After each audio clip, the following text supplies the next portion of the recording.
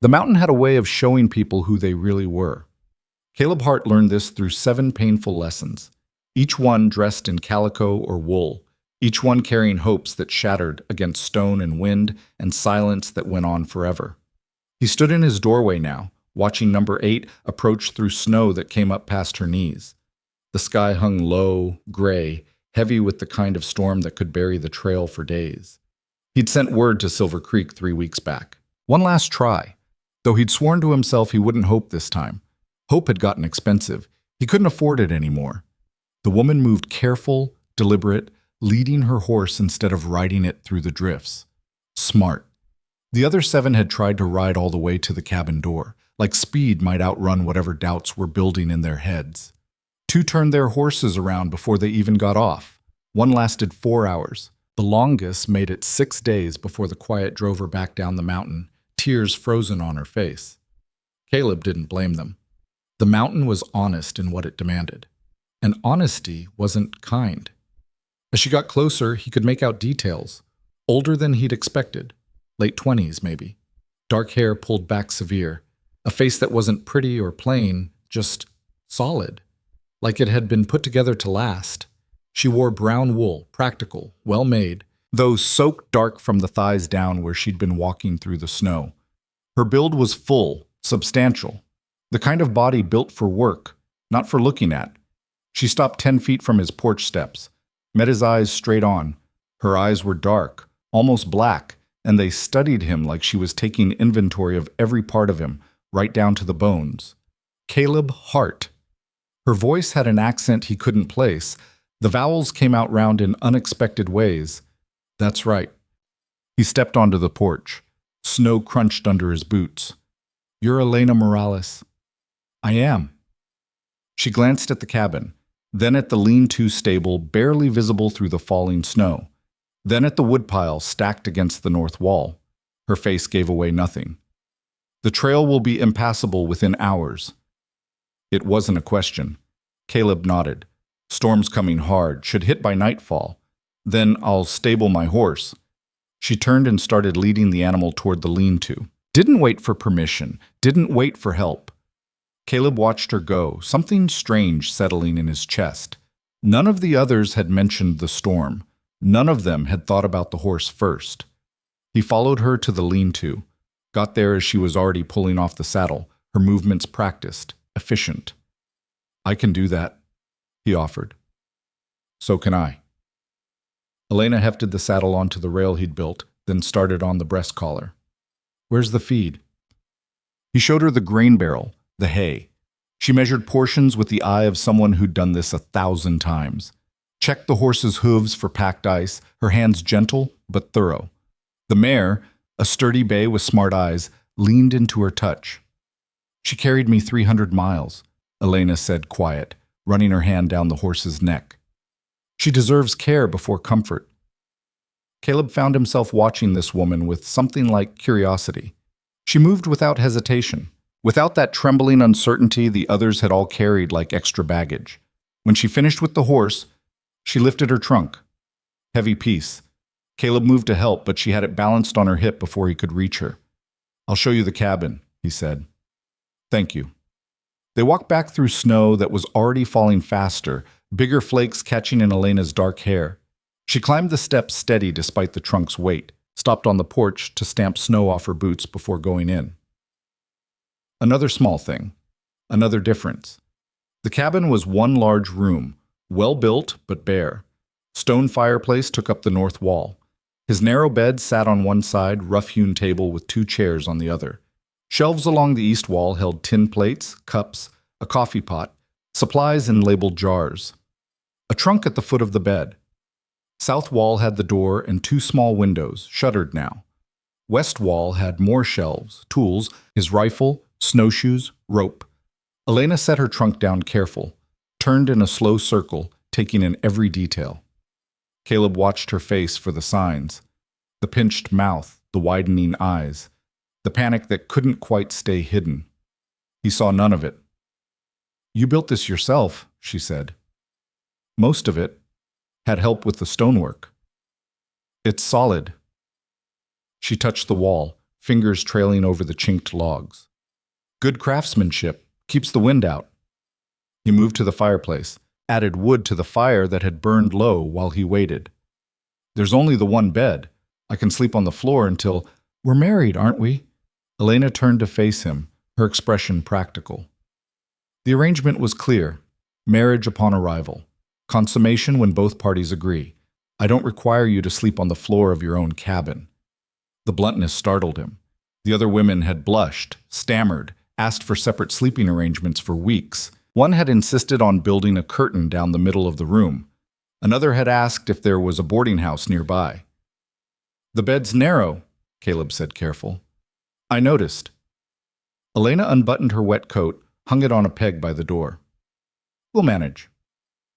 She moved through the cabin with quiet assessment, examined the food stores, the water barrel, the stack of furs that served as extra blankets, opened her trunk and started removing items. Practical clothing, sewing supplies, a few books, a small wooden box she handled with particular care. You're a seamstress, Caleb said, remembering the letter from the broker. I was. In Philadelphia. Elena shook out a dress, checking for wrinkles. I made wedding gowns for women who could afford beauty, fine work, delicate work. You gave that up to come here? She looked at him over the dress, her dark eyes steady. I gave up making dreams for other women. I came here to build something real for myself. The words settled into the cabin's silence, like stones dropping into deep water. Caleb turned back to the fire, uncertain how to respond. He'd grown used to disappointment, to watching hope curdle into regret. This woman's certainty unsettled him more than the other's fear had. Storm's getting worse, Elena observed, moving to the window. Do you have enough wood inside? Some. I'll bring in more. I'll help. They worked together in the thickening snow, carrying armloads of split wood, stacking it near the fireplace. Elena moved with steady rhythm. Never complained, never commented, just worked, her breath fogging in the frigid air. By the time they'd brought in enough to last through the night, the storm had arrived in earnest. Wind howled around the cabin's corners. Snow drove horizontal across the clearing. Caleb barred the door, shuttered the windows. The cabin contracted into a bubble of firelight and shadow, the storm's roar muffled by thick walls. Elena had already started heating water, measuring coffee into the pot with the confidence of someone who knew their way around a frontier kitchen. Do you have meat? She asked. Venison, smoked. I'll make stew. We'll need something substantial if we're trapped here for days. She was right. The storm had the feel of a long one, the kind that could pin you inside for a week or more. Caleb watched her work, slicing the dried meat, chopping potatoes and carrots he'd stored in the root cellar beneath the floorboards. Her movements were economical, practiced, the actions of someone who'd cooked countless meals alone. The others, Elena said without looking up from her work, they left because they couldn't bear the silence, or because the mountain frightened them, or because you weren't what they imagined. The question was delivered without judgment, simple curiosity. Caleb poured coffee into 2 tin cups, considering his answer. All of those, he said finally. Some wanted a ranch down in the valley. Some wanted neighbors within shouting distance. Some wanted a man who talked more. He handed her a cup. Some just wanted something I couldn't give them. What was that? Easy. Elena accepted the coffee, wrapped her hands around the cup's warmth. I didn't come here for easy. Then why did you come? She was quiet for a long moment, staring into the fire. When she spoke, her voice carried weight. I came because I was tired of being invisible, she said. In Philadelphia, I was the seamstress who made other women beautiful for their weddings, their balls, their important moments.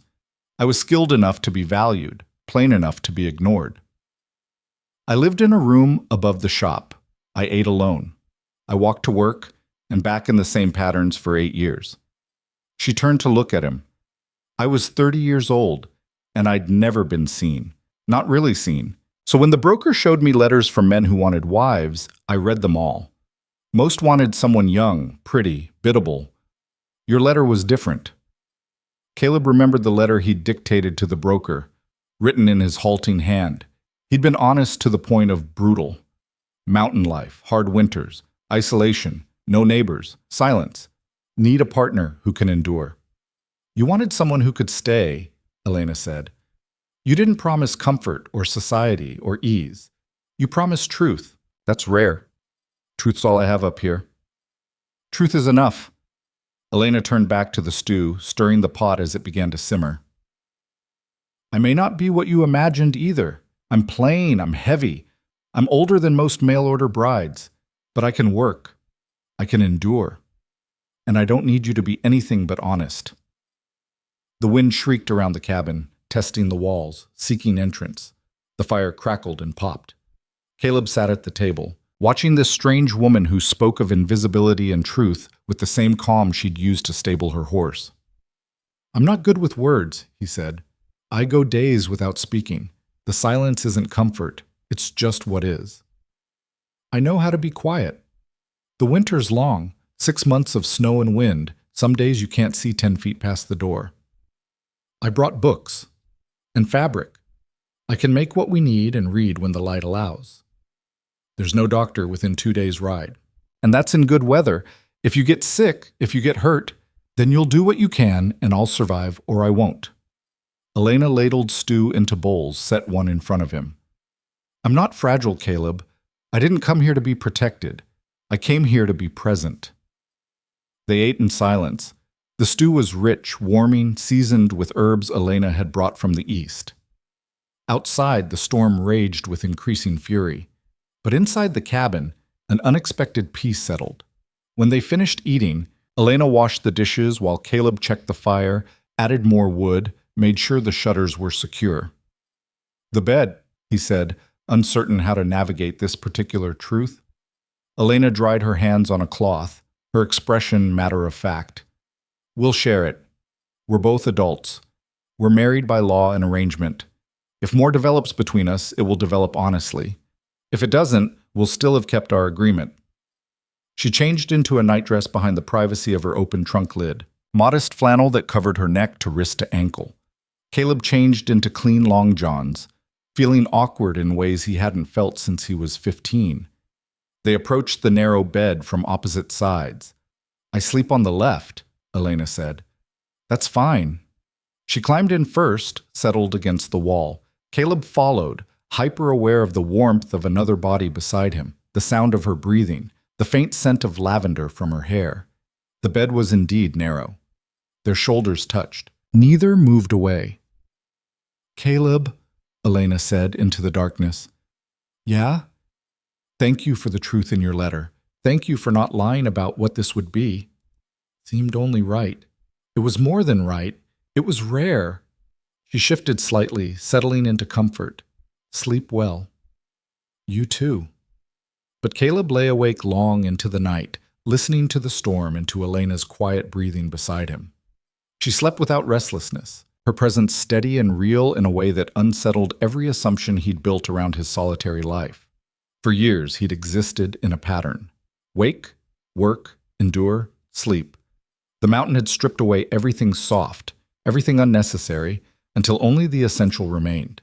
Now, lying beside a woman who'd traveled 300 miles to marry a stranger who'd spoken of invisibility and truth in the same breath, Caleb felt the pattern shift, not breaking, but bending into a shape he didn't yet recognize. Elena had said she came to be present. In the darkness, with the storm screaming outside and her shoulder warm against his, Caleb wondered what it might mean to be present himself. Not just surviving, but actually living in the moments that made up a life. The thought was terrifying in its simplicity. Book. Morning came late and gray, barely different from night.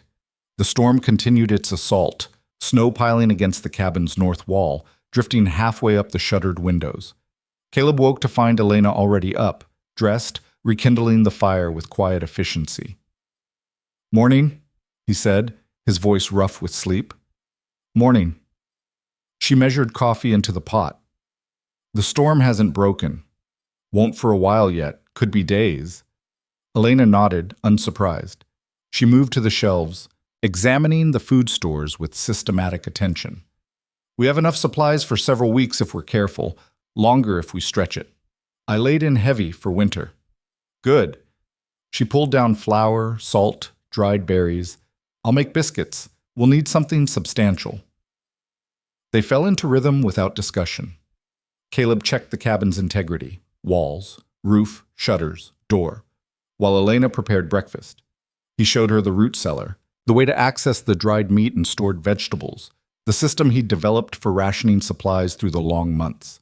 She listened without comment, filing information away with the focus of someone building a mental map. They ate breakfast in comfortable quiet, the silence neither awkward nor empty. When Elena began clearing dishes, Caleb found himself speaking without planning to. The first woman who came, her name was Margaret. She took one look at the cabin and started crying, said it looked like a prison. Elena paused in her work, waiting. The second was Ruth. She lasted 2 days, kept talking about how quiet it was, how she couldn't stand not hearing other voices, other people living their lives nearby. Caleb stared into his coffee. The third was Emily.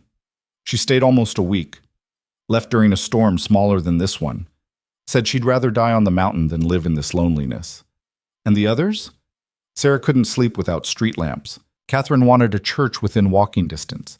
Mary said I was too rough, too silent, too much like the mountain itself. He looked at Elena. The seventh was Anne. She said it wasn't that the mountain was hard. It was that I clearly didn't need anyone, so why pretend? Elena finished washing the dishes, dried her hands, sat across from him at the table. Were they wrong? About what?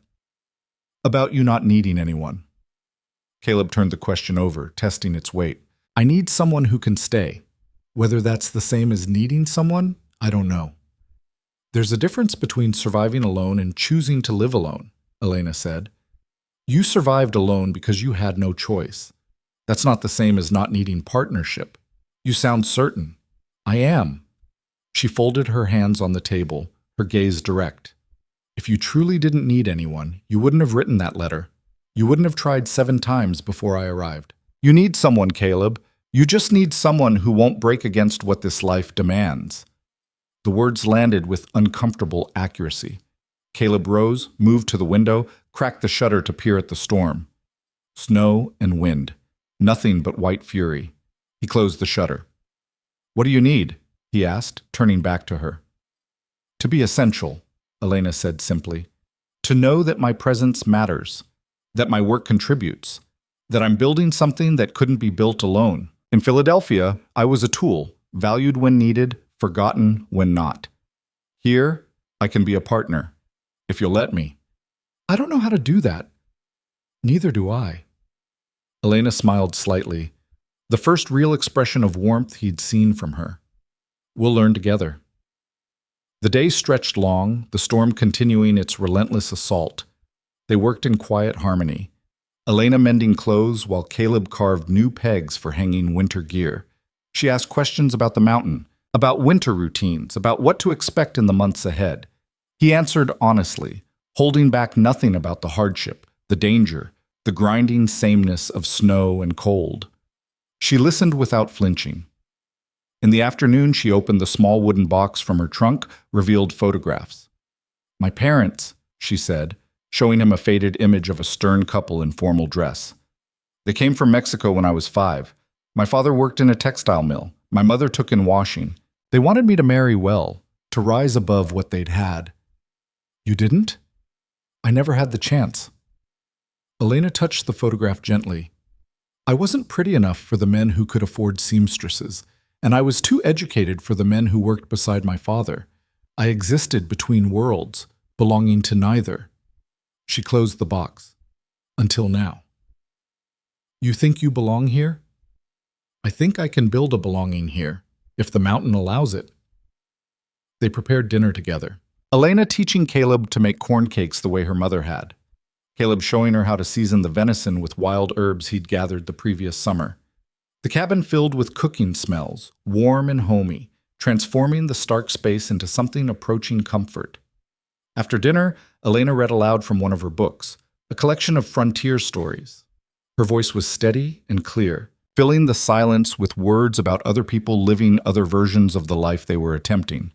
Caleb found himself listening not just to the stories, but to her voice itself, The slight musical quality of her accent, the way she emphasized certain words. When she finished a story, she closed the book. Your turn. My turn for what? To tell me something about yourself, about why you came to this mountain, about what you want from this life. Caleb stood, paced to the fire, poked at the logs. I came up here because I didn't fit down in the valleys, worked on ranches, tried mining, even spent a season guiding hunters. Everyone wanted me to be louder, friendlier, easier. I was always disappointing someone just by being myself. He turned to face her. Up here, there's nobody to disappoint. Except yourself, Elena said quietly. What do you mean? You said the seventh woman, Anne, claimed you didn't need anyone. That hurt, didn't it? Because you do need someone. And her saying you don't made you feel like maybe you're not capable of partnership. Elena stood, moved to stand beside him at the fire. You're disappointing yourself by believing what they believed about you. The insight cut deeper than Caleb wanted to acknowledge. He told himself he was done with hope, done with trying, done with believing he could be anything other than alone. Elena's presence, her steady certainty, forced him to examine those beliefs. What if you're wrong? He asked. What if I'm not capable of what you need? Then we'll discover that together. Elena met his gaze without hesitation. But I don't believe I'm wrong. You built this cabin to last, Caleb. You didn't build a temporary shelter. You built a home. People who don't believe in partnership don't build homes. They build hideouts. That night, lying beside her in the narrow bed, Caleb felt the first small crack in the wall he'd built around himself. Elena's breathing settled into the rhythm of sleep, her warmth a presence he was beginning to recognize rather than just endure. Outside, the storm continued, but inside, something was shifting. The mountain had tested 7 women and found them wanting. Now it was testing him, asking if he could trust the 8th where he'd failed to trust the 7. Asking if he could believe in partnership when abandonment had been his constant teacher. Caleb didn't have answers, but for the first time in years, he had questions that felt like they might matter. The storm continued for 4 days. During that time, Caleb and Elena established patterns that would define their winter. They woke together, prepared meals together, worked side by side on the endless small tasks that kept survival possible. Elena learned to read the fire, to gauge the cabin's warmth, to measure supplies with the careful attention winter demanded. Caleb learned that companionship didn't require constant conversation, that another person's presence could be restful rather than draining. On the 3rd day of the storm, Elena found his collection of wood carvings, small animals mostly, rough but recognizable. She held a carved owl, turning it in her hands. You made these? Something to do in the long nights. They're beautiful. She lined them up on the shelf, studying each one. You have an artist's eye. They're just carvings. No? Elena picked up a bear, traced the grain of the wood. They're evidence that you see beauty, that you create it even when you're alone. That matters. She began sewing in the evenings, making curtains for the windows, cushions for the hard chairs, small touches that softened the cabin's austerity without compromising its function. Caleb watched her work, the quick movement of her needle, the careful selection of each piece of fabric from her limited supplies. You're making it a home, he observed. I'm making it ours, she corrected. There's a difference. On the 4th day, the storm finally broke. They opened the shutters to blinding whiteness. Snow piled so deep it had buried the bottom third of the cabin. The world had transformed into a landscape of pure white and deep blue shadow, the sun painfully bright after days of gray. Caleb dug a path to the lean-to while Elena prepared to check on her horse. They worked together to clear the stable entrance, found the mare healthy and calm, used to winter storms from her mountain breeding.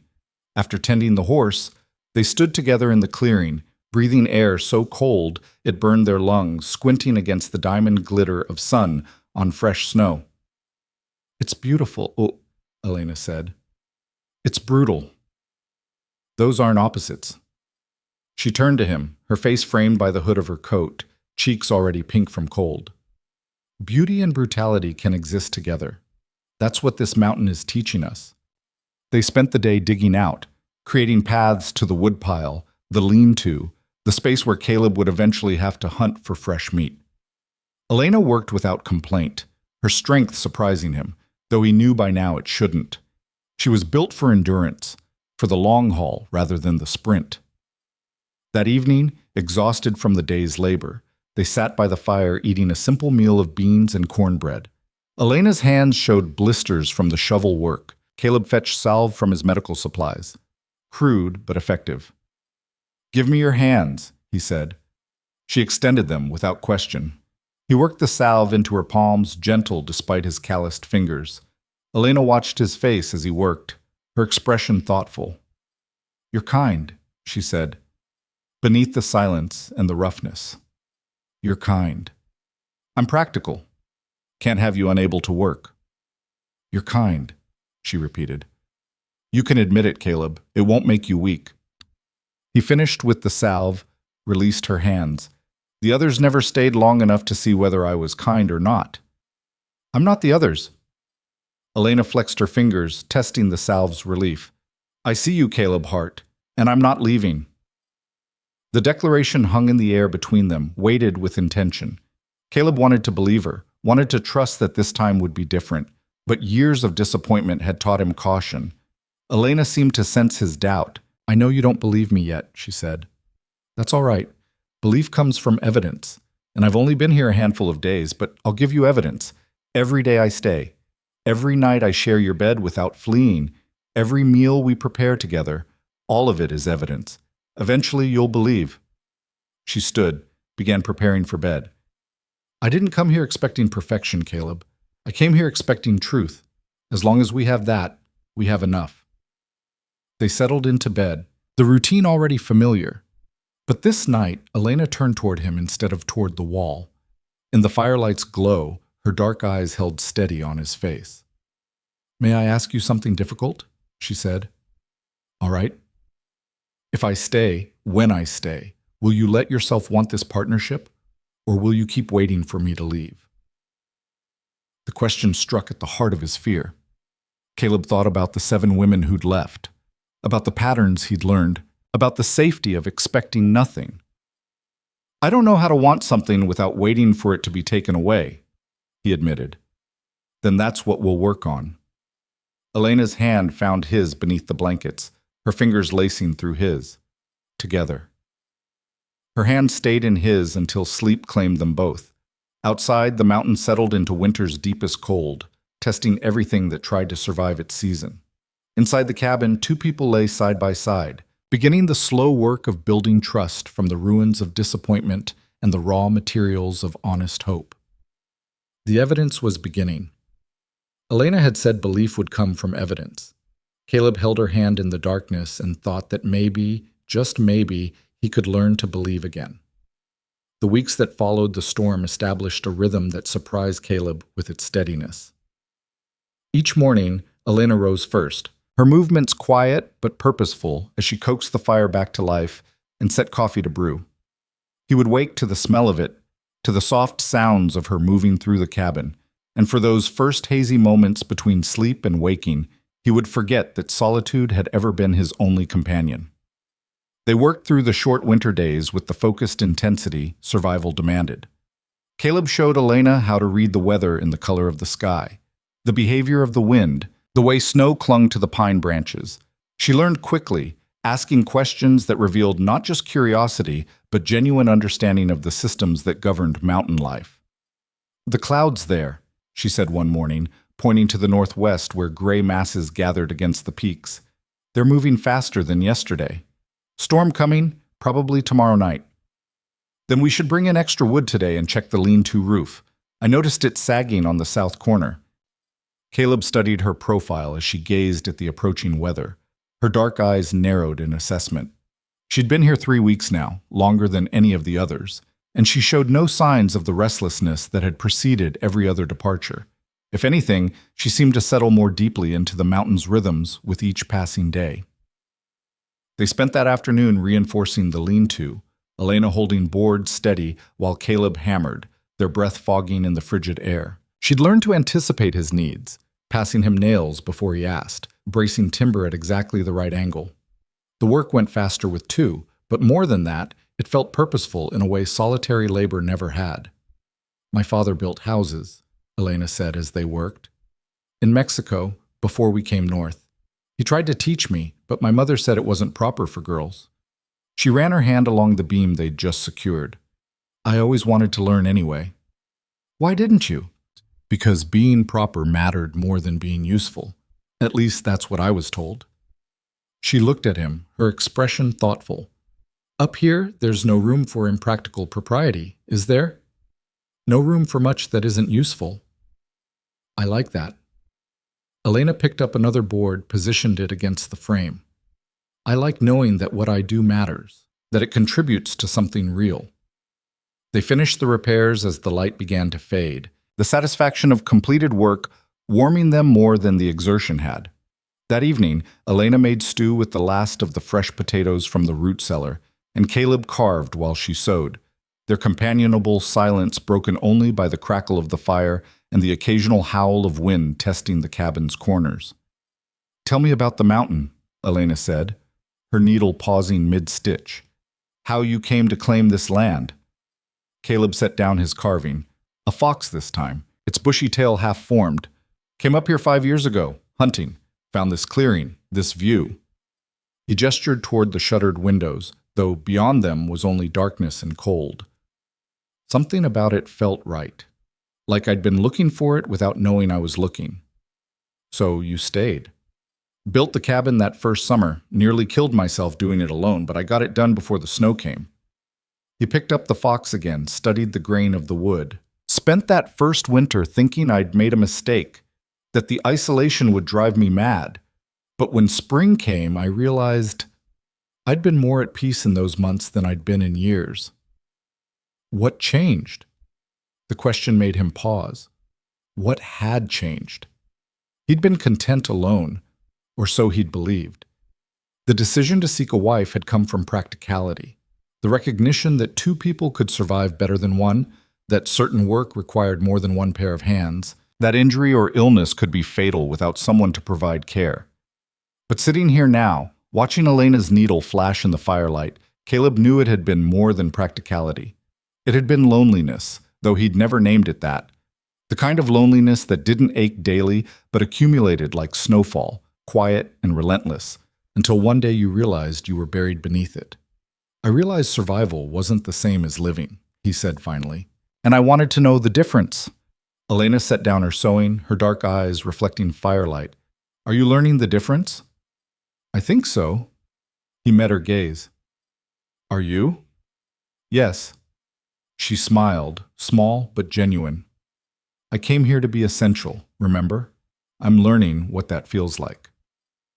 The work on the cabin consumed them, but the storm Elena had predicted arrived the next night with fierce intensity, wind screaming around the structure and rattling the shutters despite their reinforcements.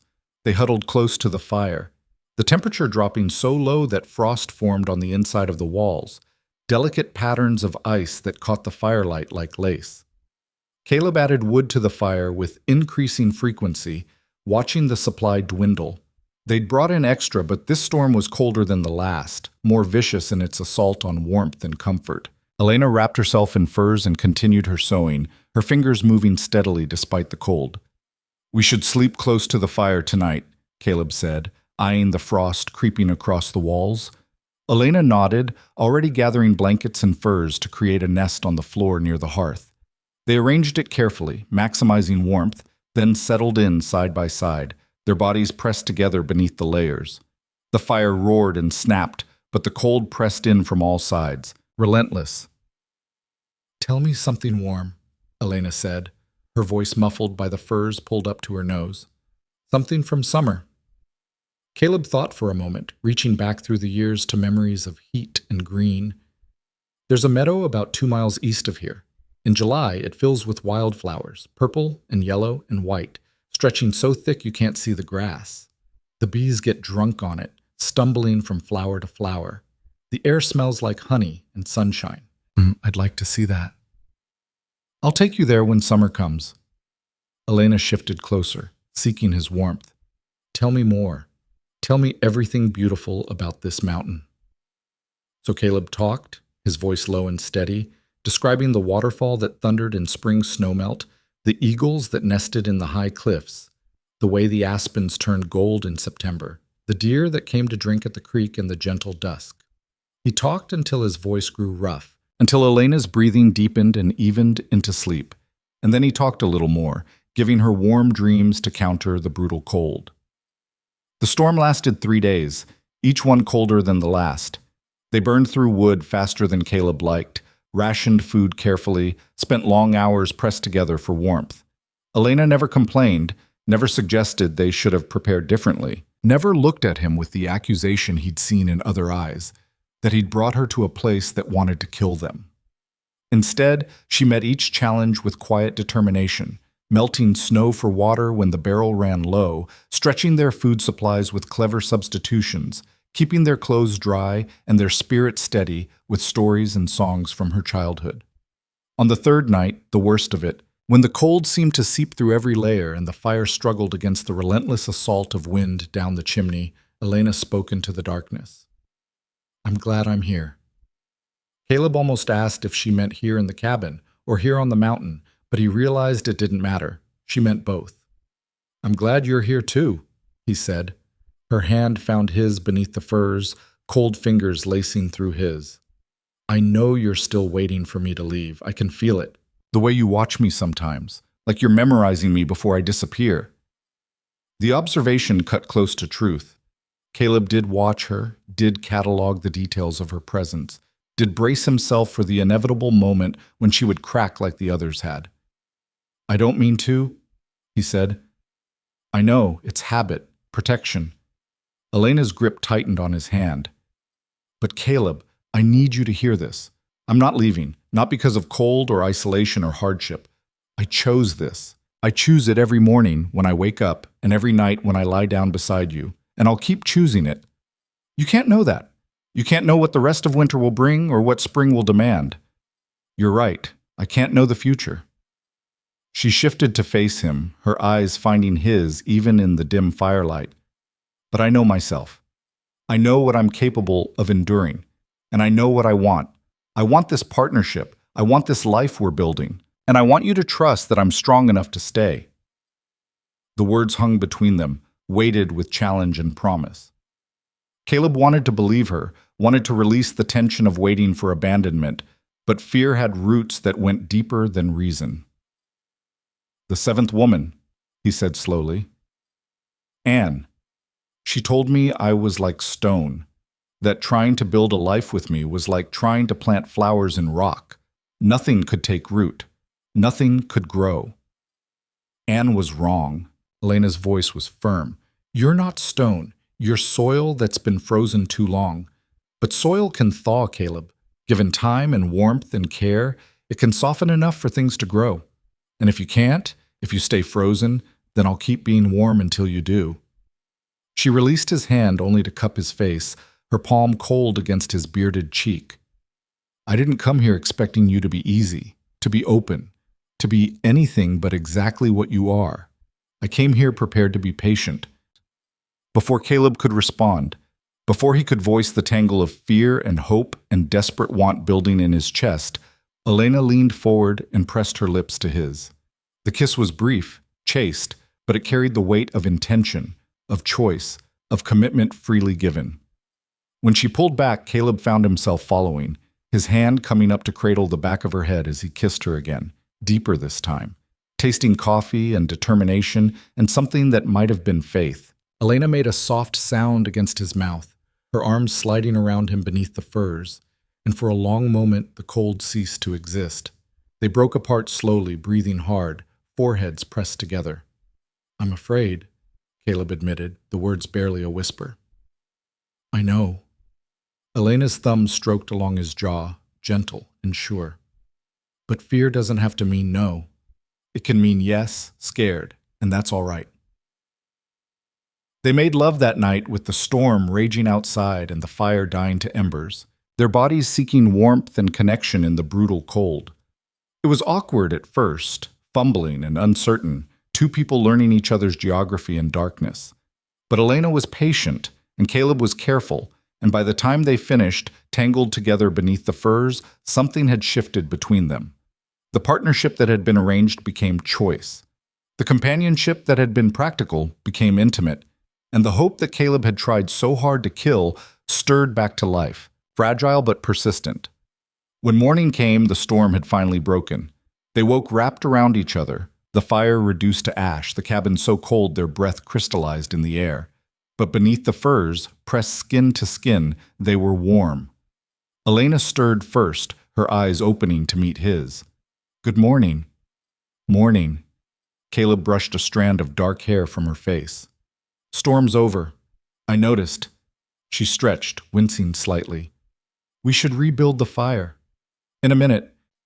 They lay there longer, reluctant to leave the warmth they'd created, savoring the quiet peace of survival earned and intimacy chosen.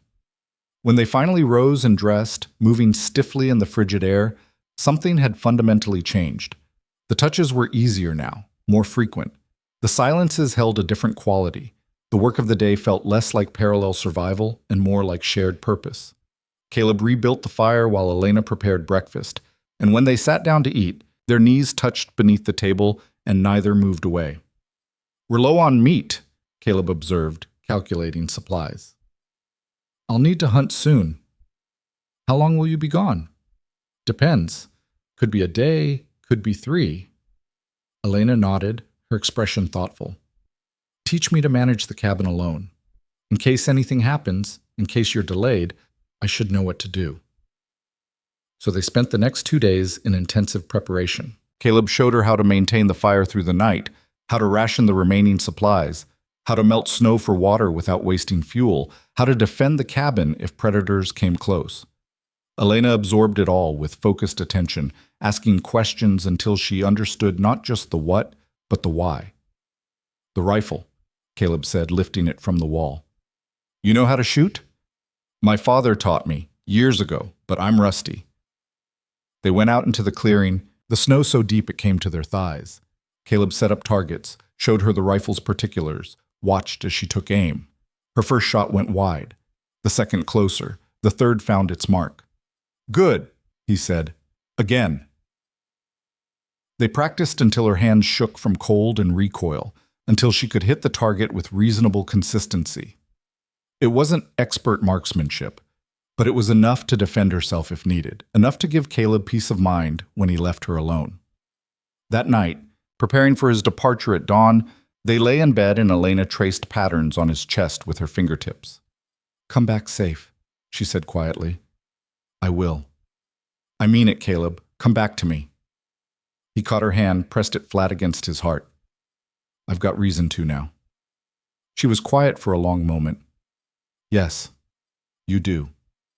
Caleb left before sunrise, snowshoes strapped on, rifle slung across his back, provisions for 3 days in his pack. Elena stood in the cabin doorway, wrapped in a heavy shawl, her dark hair loose around her shoulders, watching him prepare to descend into the forest. 3 days, he said. "If I'm not back by the 4th, don't come looking. Stay in the cabin. Stay safe." 3 days, she agreed. "I'll be here." He crossed to her, cupped her face in his gloved hands, kissed her with the kind of desperation he'd never allowed himself before. The desperation of having something to lose. "I'll be here," she repeated against his mouth. "I'll be waiting." Caleb forced himself to turn away, to start across the clearing toward the tree line. He looked back once and saw her still standing there, solid and real against the dark cabin walls, her hand raised in farewell. Then he entered the forest and she disappeared from view. The hunting was harder than expected. Game was scarce, driven deeper into the wilderness by the brutal cold. Caleb tracked a deer for an entire day, only to lose the trail in fresh snowfall. He spent the second night in a lean-to shelter he built from pine boughs, shivering through the darkness, thinking about Elena alone in the cabin, hoping she kept the fire strong and the door barred.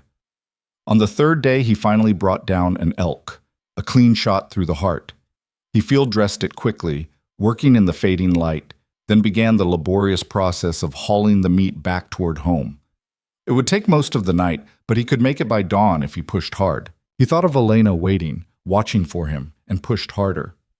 Meanwhile, in the cabin, Elena maintained the rhythms Caleb had taught her. She rose with the sun, tended the fire, rationed her meals carefully.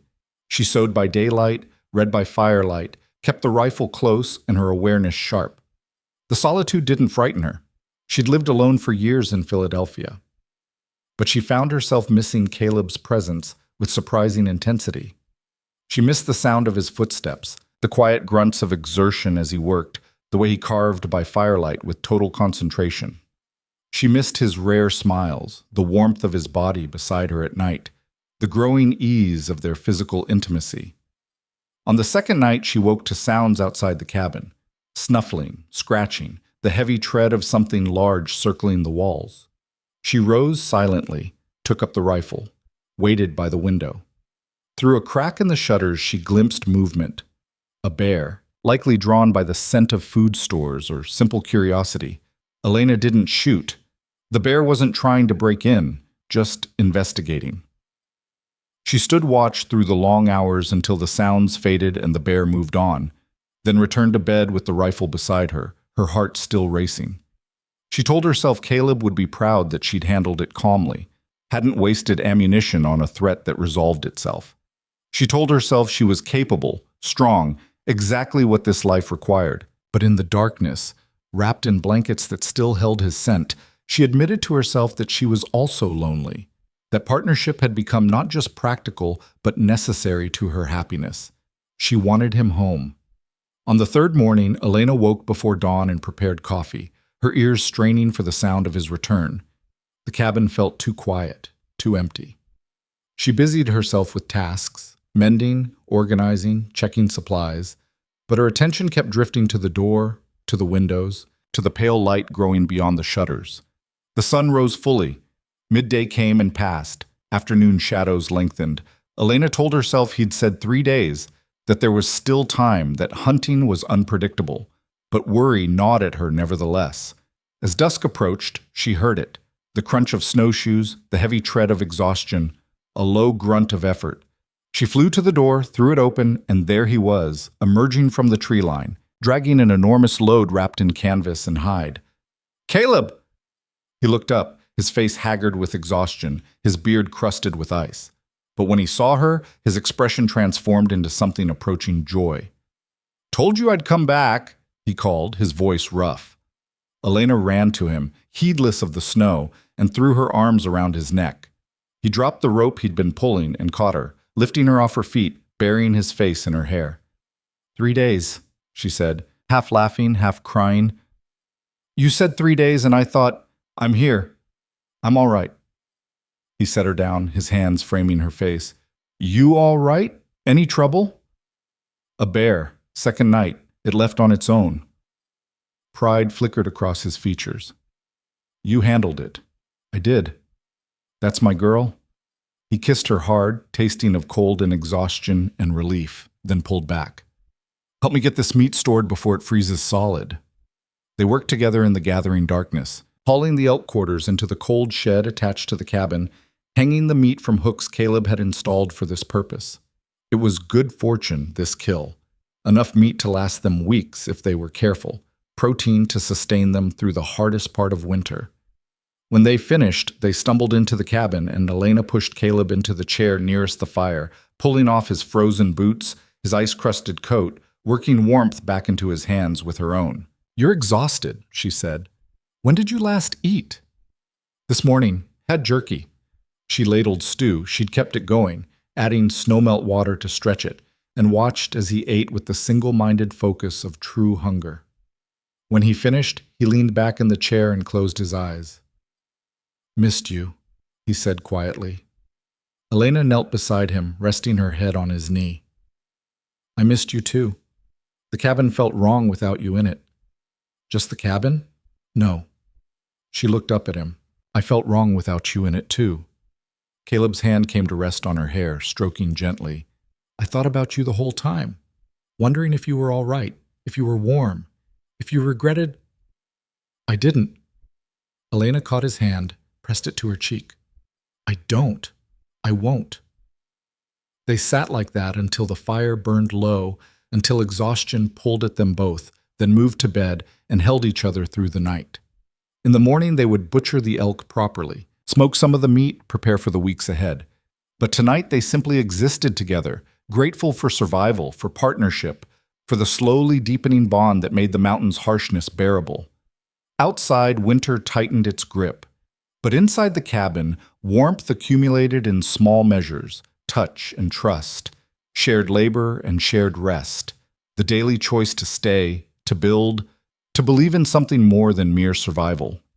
The work of butchering the elk consumed the next 2 days, their hands raw and aching from the cold and the repetitive motions of cutting, trimming, preparing.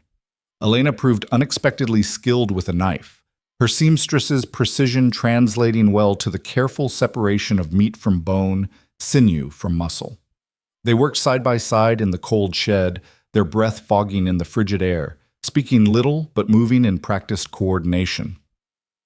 "My father hunted rabbits sometimes," Elena said, working along a shoulder joint. "Small game, nothing like this. But he taught me to respect the animal, to waste nothing. We won't waste anything." Caleb gestured to the pile of bones they were saving. "Bones make broth. Hide can be tanned. Even the sinew has uses." They carried the prepared meat into the cabin in stages, hanging some from the rafters to smoke slowly over the fire, packing other portions in snow in the cold shed where the brutal temperature would keep it frozen solid until needed. By the time they finished, every muscle in Caleb's body screamed with exhaustion, but the satisfaction ran deeper than the pain. "This will carry us through," he said that evening, surveying their work. "Well into spring if we're careful." Elena nodded, washing blood from her hands in a basin of melted snow. Her fingers were chapped and raw, the nails broken, but her expression held quiet pride. "We did well." "You did well." Caleb moved behind her, his hands settling on her shoulders. "Most women would have balked at this kind of work. I'm not most women." She turned in his arms, tilting her face up to his. "And I told you, I came here to be essential, to contribute. This is contribution." He kissed her, tasting coffee and resilience, then deepened it when she made a soft sound against his mouth. They'd been intimate several times since that first night in the storm, but each time still carried the quality of discovery, of two people learning to trust pleasure as well as partnership. "Bed," Elena murmured against his lips. "We've earned rest." They made love slowly that night, taking time to explore, to savor, to build heat against the cold. Afterward, wrapped together beneath layers of furs, Elena traced the scars on Caleb's chest, a thick one across his ribs, a puckered mark on his shoulder, smaller nicks and cuts accumulated over years of hard living. "Tell me how you got these," she said softly. So Caleb talked, his voice low in the darkness, telling her about the mining accident that had cracked his ribs, the horse that had thrown him into a fence post, the knife fight in a valley town when he'd been younger and stupider. Elena listened without judgment, her fingers gentle on each old wound, and when he finished, she pressed kisses to the scars as if blessing them. "Your turn," Caleb said. "Tell me your scars." "Mine don't show on my skin." Elena settled against him, her head on his chest. "There are different kinds of wounds. Tell me anyway." She was quiet for so long he thought she might not answer, but then her voice came, soft and measured. "When I was 16, there was a boy, Miguel. He worked in the same factory as my father. He was kind to me, attentive. I thought he saw me, truly saw me, not just the useful seamstress or the dutiful daughter." She paused, her breath warm against Caleb's skin. "He courted me for 3 months. Then his mother told him I was too heavy, too plain, that he could do better. And he believed her." Caleb's arms tightened around her. "He was a fool." "Maybe. Or maybe he was just a boy who believed what he was told about beauty and worth." Elena's fingers splayed across Caleb's ribs. After that, there were others. Not many, but enough. Each one taught me the same lesson, that I could be valued for my skills but never chosen for myself. Until I stopped believing there was a difference. "There's a difference." Caleb tilted her face up to his thumb stroking her cheek. "I value your skills, Elena, but I'm choosing you." Her eyes glistened in the firelight. I know, and that terrifies me sometimes. Because what if I'm still that girl who believed Miguel, who internalized every rejection until it became truth? Then we'll work on that together, same as we're working on me learning to trust you won't leave. He kissed her forehead, her nose, her mouth. We're both carrying old wounds, but maybe we can heal them better together than we ever could alone. Elena buried her face against his neck, and Caleb felt wetness on his skin that might have been tears. He held her through it, offering no empty platitudes, just presence and warmth and the steady beat of his heart against her ear. The weeks passed in the particular rhythm winter imposed. Wake, tend fire, prepare food, work until exhaustion, sleep, repeat. But within that rhythm, small moments of grace accumulated. Caleb teaching Elena to carve, her hands clumsy at first with the knife, but growing more confident. Elena teaching Caleb to read better, something he'd learned poorly as a child and abandoned as an adult, her patience infinite as she guided him through her books. The discovery that they both loved thunderstorms, that neither could carry a tune, that they argued over coffee strength but agreed on everything important. One evening, nearly 2 months after Elena's arrival, Caleb pulled out his collection of carved animals and lined them up on the table. I want to teach you something, he said. A skill I learned from an old trapper when I first came to the mountain. Elena examined the carvings with renewed interest. You want to teach me to carve? More than that, I want to teach you to trap. He met her surprised gaze. If something happened to me, injury, sickness, worse, you'd need to know how to get meat through winter. Hunting with the rifle requires tracking, stalking, skills that take years to develop. But trapping is different. It's about patience, placement, understanding animal behavior. The practicality of it struck Elena first, then the deeper meaning, that Caleb was thinking about her survival not just with him, but potentially without him. The trust implicit in that planning, the care behind it, made her throat tight. All right, she said, teach me. They started with theory, Caleb drawing diagrams in ash on the hearthstones, showing her how to read animal signs, where to place traps for best success, how to check them safely. Elena absorbed it with the same focused attention she brought to everything, asking questions that demonstrated genuine understanding. The key is thinking like the animal, Caleb explained. A rabbit doesn't move randomly. It follows paths, seeks shelter, looks for food, patterns. If you can predict the pattern, you can place your trap where success is most likely. Like people, Elena observed, we have patterns too, routines we follow without thinking. Exactly like people, which is why when someone breaks their pattern, it means something. It means change or fear or purpose. Elena looked at him thoughtfully. Is that what I did when I stayed instead of leaving?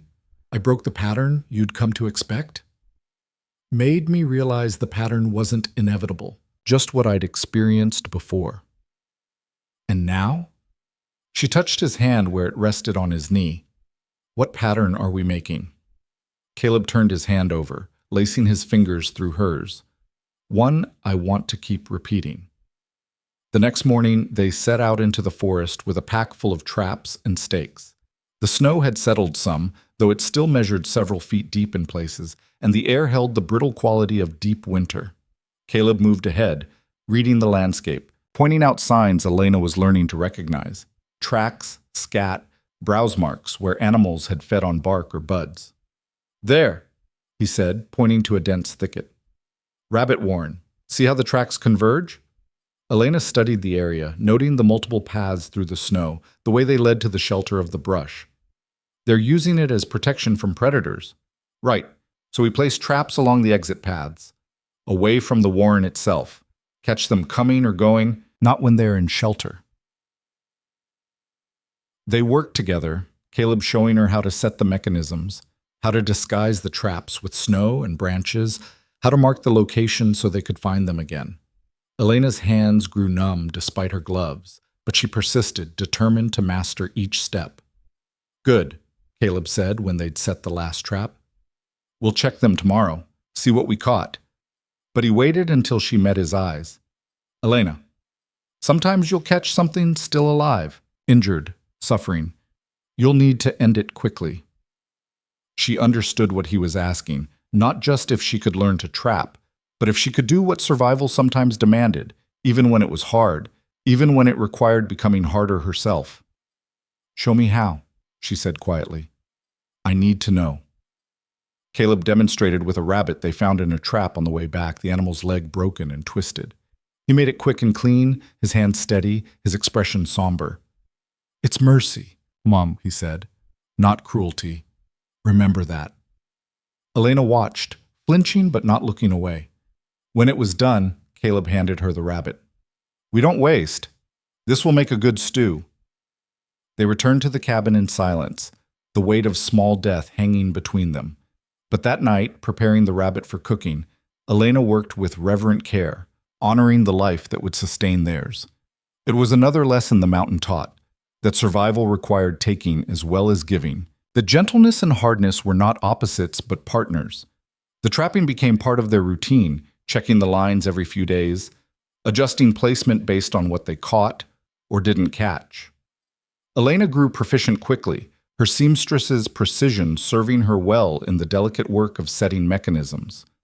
More importantly, she grew confident in her ability to provide, to contribute to their survival in concrete, measurable ways.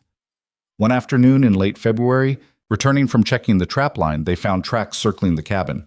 Large paw prints, wide-spaced, unmistakably bear. The same bear that had investigated when Caleb was hunting, or perhaps another drawn by the scent of their food stores. "It's early for a bear to be active," Caleb said, studying the tracks with concern. "Shouldn't have roused from den yet." "What does that mean?" "Means it's desperate. Sick maybe, or its den was compromised. A desperate bear is dangerous." They reinforced the cold shed's door that evening, adding extra bracing, checking that the meat was secured beyond easy reach. Caleb loaded the rifle and kept it close, showed Elena again where to aim if she needed to shoot. "Bears are hard to kill," he said bluntly. "Take a lot more than one shot usually, but you shoot for the chest here, where the heart and lungs are. You might not kill it, but you might scare it off or slow it down enough for me to finish it." Elena nodded, her expression grave. "I understand." The bear returned that night. They woke to its sounds, listening tense in bed as it circled the cabin, testing the door, the shutters, snuffling along the walls.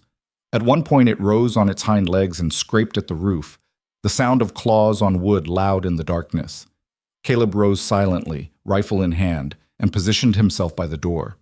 Elena joined him with the spare hunting knife, her face pale but determined in the firelight. "If it breaks through," Caleb said quietly, "you get behind the table. Use it as a barrier. I'll try to drive it back out." "We'll drive it back out," Elena corrected. The bear continued its investigation for what felt like hours, but was probably less than one. Finally, with a frustrated huff audible through the walls, it moved away, its heavy tread fading into the forest. They waited longer, ensuring it was truly gone, before lowering their weapons. "It'll come back," Caleb said. "Until it finds easier food or dies, it'll keep coming back. Then we'll keep being ready." But they both knew that vigilance had limits, that eventually exhaustion would make them vulnerable, that the bear's persistence could outlast their preparation. The situation required a more permanent solution. "I'll track it tomorrow," Caleb decided. "Find its den or its pattern. Kill it if I can." "Not alone," Elena's voice was firm. "If you're tracking a desperate bear, you need someone watching your back." "Elena, it's too dangerous. You taught me to trap. You taught me to shoot. You taught me to survive here." She faced him squarely. "Now let me prove I learned. We're partners, Caleb. That means we face dangers together." He wanted to argue, to insist she stay safe in the cabin. But looking at her face, determined, unafraid, absolutely resolute, he recognized the truth. Keeping her safe by excluding her from danger would undermine everything they'd built, would reduce her from partner to dependent. "All right," he said finally, "but you follow my lead. The moment I say run, you run. Understood?" "Understood." They set out at dawn, moving slowly through the forest, following the bear's tracks. The trail led east into rougher country, where granite outcroppings broke through the snow, and ancient pines grew so thick their branches created a canopy that held back the light. Caleb moved with the careful intensity of a hunter, every sense alert, while Elena followed a few paces behind, the rifle ready in her hands. The tracks led to a ravine, steep-sided and narrow, where water had carved deep channels in the stone. At the bottom, partially hidden by a fallen tree, was the bear's den, or what had been its den before something had caused a rockfall that sealed the entrance. "There," Caleb whispered, pointing. "It can't get back to its den. That's why it's desperate, why it's active when it should be sleeping." Elena studied the ravine, noting how the steep sides created natural barriers, how the narrow bottom would funnel any movement. "If we're going to kill it, we should do it away from here. We'd be trapped if it charged." "Agreed. We'll find where it's denning now, somewhere temporary. Follow the tracks backward from the cabin." They spent the day tracking, pausing frequently to listen, to watch for movement in the forest. The bear had bedded down in several places, leaving compressed snow and scat, but had moved on from each location. As afternoon shadows lengthened, they finally found it, a shallow cave on a north-facing slope, the opening barely large enough for the bear's bulk. "It's in there now," Caleb said, reading the fresh tracks leading in but not out. "Sleeping, probably." "So what do we do?" "We wait. Bears have to emerge eventually. To drink, to void their bowels. We find a position with good sight lines and wait for our chance." They found a spot about 50 yards upslope behind a fallen log that provided cover and a steady rest for the rifle. The cold was brutal in stillness, seeping through their layers, numbing their extremities. They huddled together for warmth, speaking in whispers when they spoke at all, watching the cave entrance with unwavering focus. An hour passed, then another. The sun dipped toward the peaks, painting the snow in shades of gold and pink. Elena's teeth chattered despite her attempts to steal them, and Caleb wrapped his arm around her, sharing what heat he could. "Tell me about Philadelphia," he said quietly, trying to distract her from the cold. "What did you miss most when you left?" Elena thought for a moment. "The sounds. The city was never quiet. Horses, wagons, people calling to each other, church bells marking the hours. I complained about it when I lived there, but I missed it when it was gone." "You miss it now?" "No." She looked at him, her dark eyes serious. "I've learned to hear different sounds. Wind in the pines, creek water moving under ice, snow sliding off the roof. The mountain has its own language once you learn to listen." Before Caleb could respond, movement at the cave entrance froze them both. The bear emerged slowly, a massive creature with matted fur and visible ribs beneath its coat. Desperate indeed, starving and sick with it. The animal swayed on its feet, sniffing the air, then began moving away from their position toward the tree line. Caleb raised the rifle, sighting carefully. "When I shoot, be ready with the spare. If it doesn't go down, you fire at center mass. Don't hesitate." "I won't." The first shot cracked across the silence, echoing off the slopes. The bear roared, a sound of rage and pain that made Elena's blood freeze. It spun toward them, spotted their position, and charged with frightening speed despite its weakened state. Caleb fired again, the shot catching the bear in the shoulder but not stopping its momentum. Elena brought up the spare rifle, forced her hand steady, and fired at the massive chest. The bear stumbled but kept coming, 20 yards away now, then 15, its roar shaking the air. Caleb's third shot took it in the throat, and finally the bear went down, sliding in the snow, its momentum carrying it another 10 feet before it stilled. They waited, hardly breathing, ensuring it was truly dead before approaching. The bear was larger up close, its paws the size of dinner plates, its teeth yellow and broken. This close, Caleb could see the signs of disease, the patchy fur, the discharge around its eyes and nose, the swollen joints that spoke of infection deep in the bones. "It was dying anyway," he said quietly. "We ended its suffering." Elena knelt beside the carcass, her hand trembling as she touched the matted fur. "I've never killed anything larger than a rabbit." "You did what was necessary, what took courage." Caleb helped her to her feet. "The mountain demands hard choices, Elena. You made yours without flinching." They worked together to field dress the carcass, though both knew they wouldn't take the meat. Disease made it unsafe. But the hide, once cured and cleaned, would make warm blankets, and the bones and claws had value for trade if they ever made it down to Silver Creek. They worked until darkness made continuing impossible, then built a fire and spent the night in the forest, taking turns on watch, ensuring no other predators came to investigate the carcass. In the deep hours before dawn, when Elena took her watch shift, Caleb woke briefly to see her silhouetted against the fire, the rifle across her knees, her profile strong and alert. She looked like she belonged there, had always belonged there, as much a part of the mountain as the stone and pine. He fell back asleep with that image in his mind, and for the first time since bringing a woman to the mountain, Caleb didn't dream of abandonment. Instead, he dreamed of spring, of the meadow filled with wildflowers, of Elena walking through them with her face turned to the sun, laughing at something he'd said, choosing to stay not because she had nowhere else to go, but because this hard, beautiful place had become home. They returned to the cabin the next day, exhausted, frozen, but carrying a shared triumph that felt more significant than the bear's death itself. They had faced danger as partners, trusted each other in crisis, and emerged not just intact, but stronger. The experience became a foundation stone in the structure they were building together, proof that their partnership could weather more than just isolation and cold. Over the following days, as they cured the bear hide and carved tools from its bones, they talked about what the encounter had meant, what it had taught them. "I was terrified," Elena admitted, working oil into the stretched hide. "When it charged, when I had to shoot, I thought my hands would shake too much to aim, but they didn't." "No, they didn't. Because you were beside me. Because I knew you trusted me to do my part." She looked at him across the hide. "That trust made me stronger than I knew I could be." Caleb understood what she meant.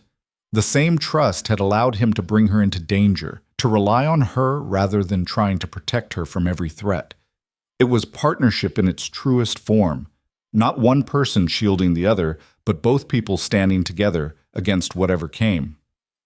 "I'm proud of you," he said simply. Elena's smile was soft and genuine. "I'm proud of us." That night, lying in bed with the wind howling outside and the fire crackling low, Caleb found himself thinking about the future in ways he'd never allowed himself before.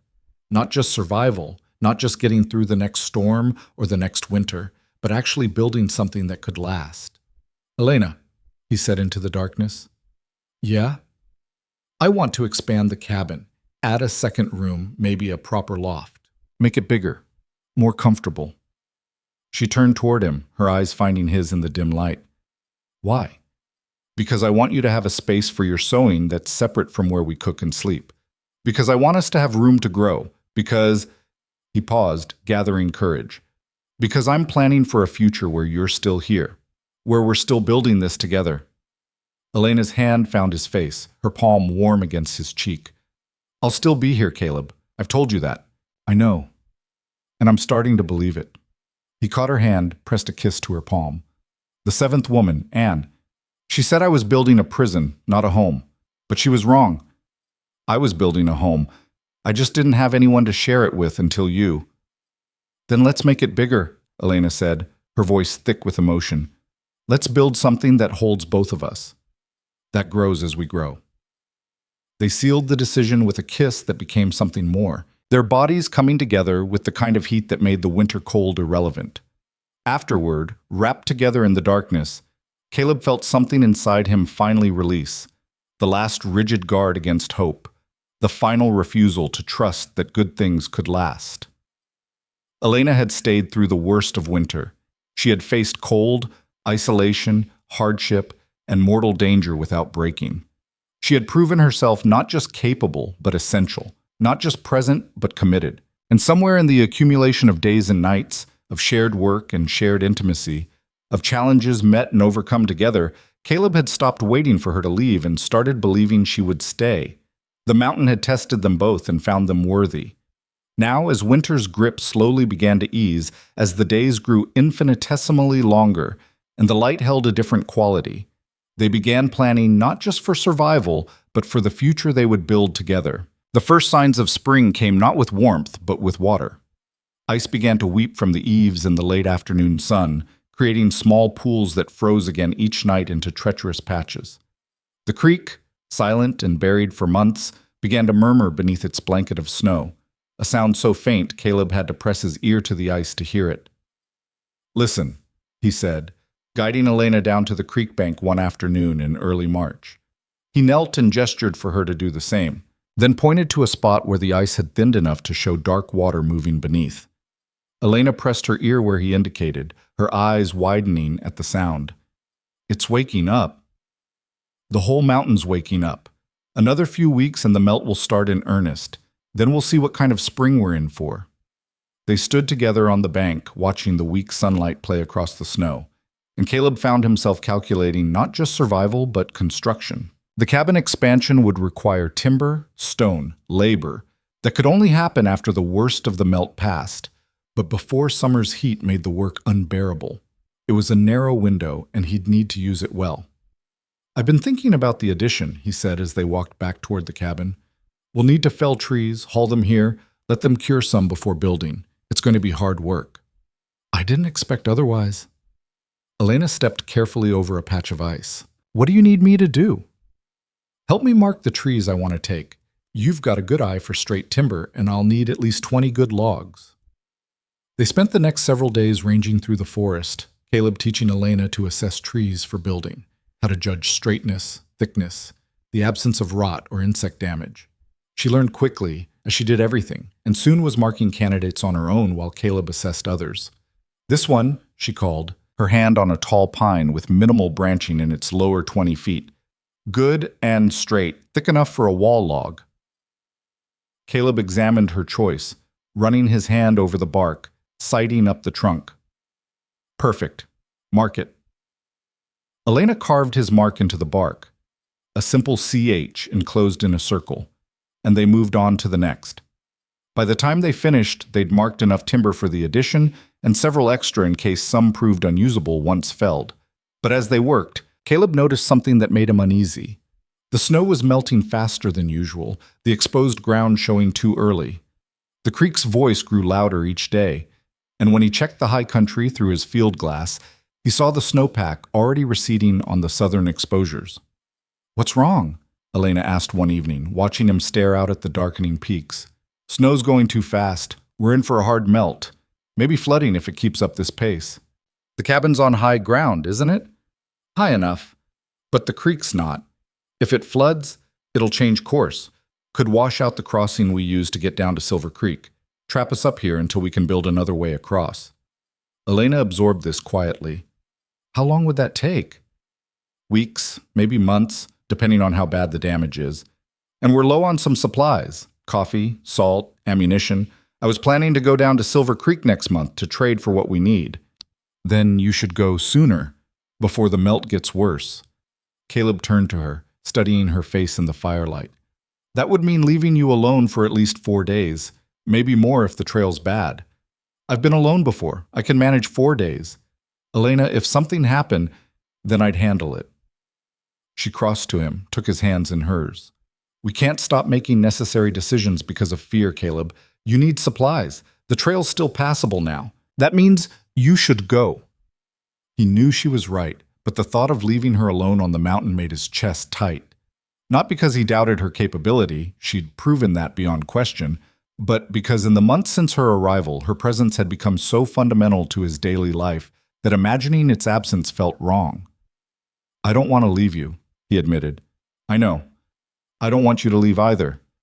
Elena's smile was soft, understanding. But wanting isn't always what matters. Sometimes doing what's necessary is how we show we care.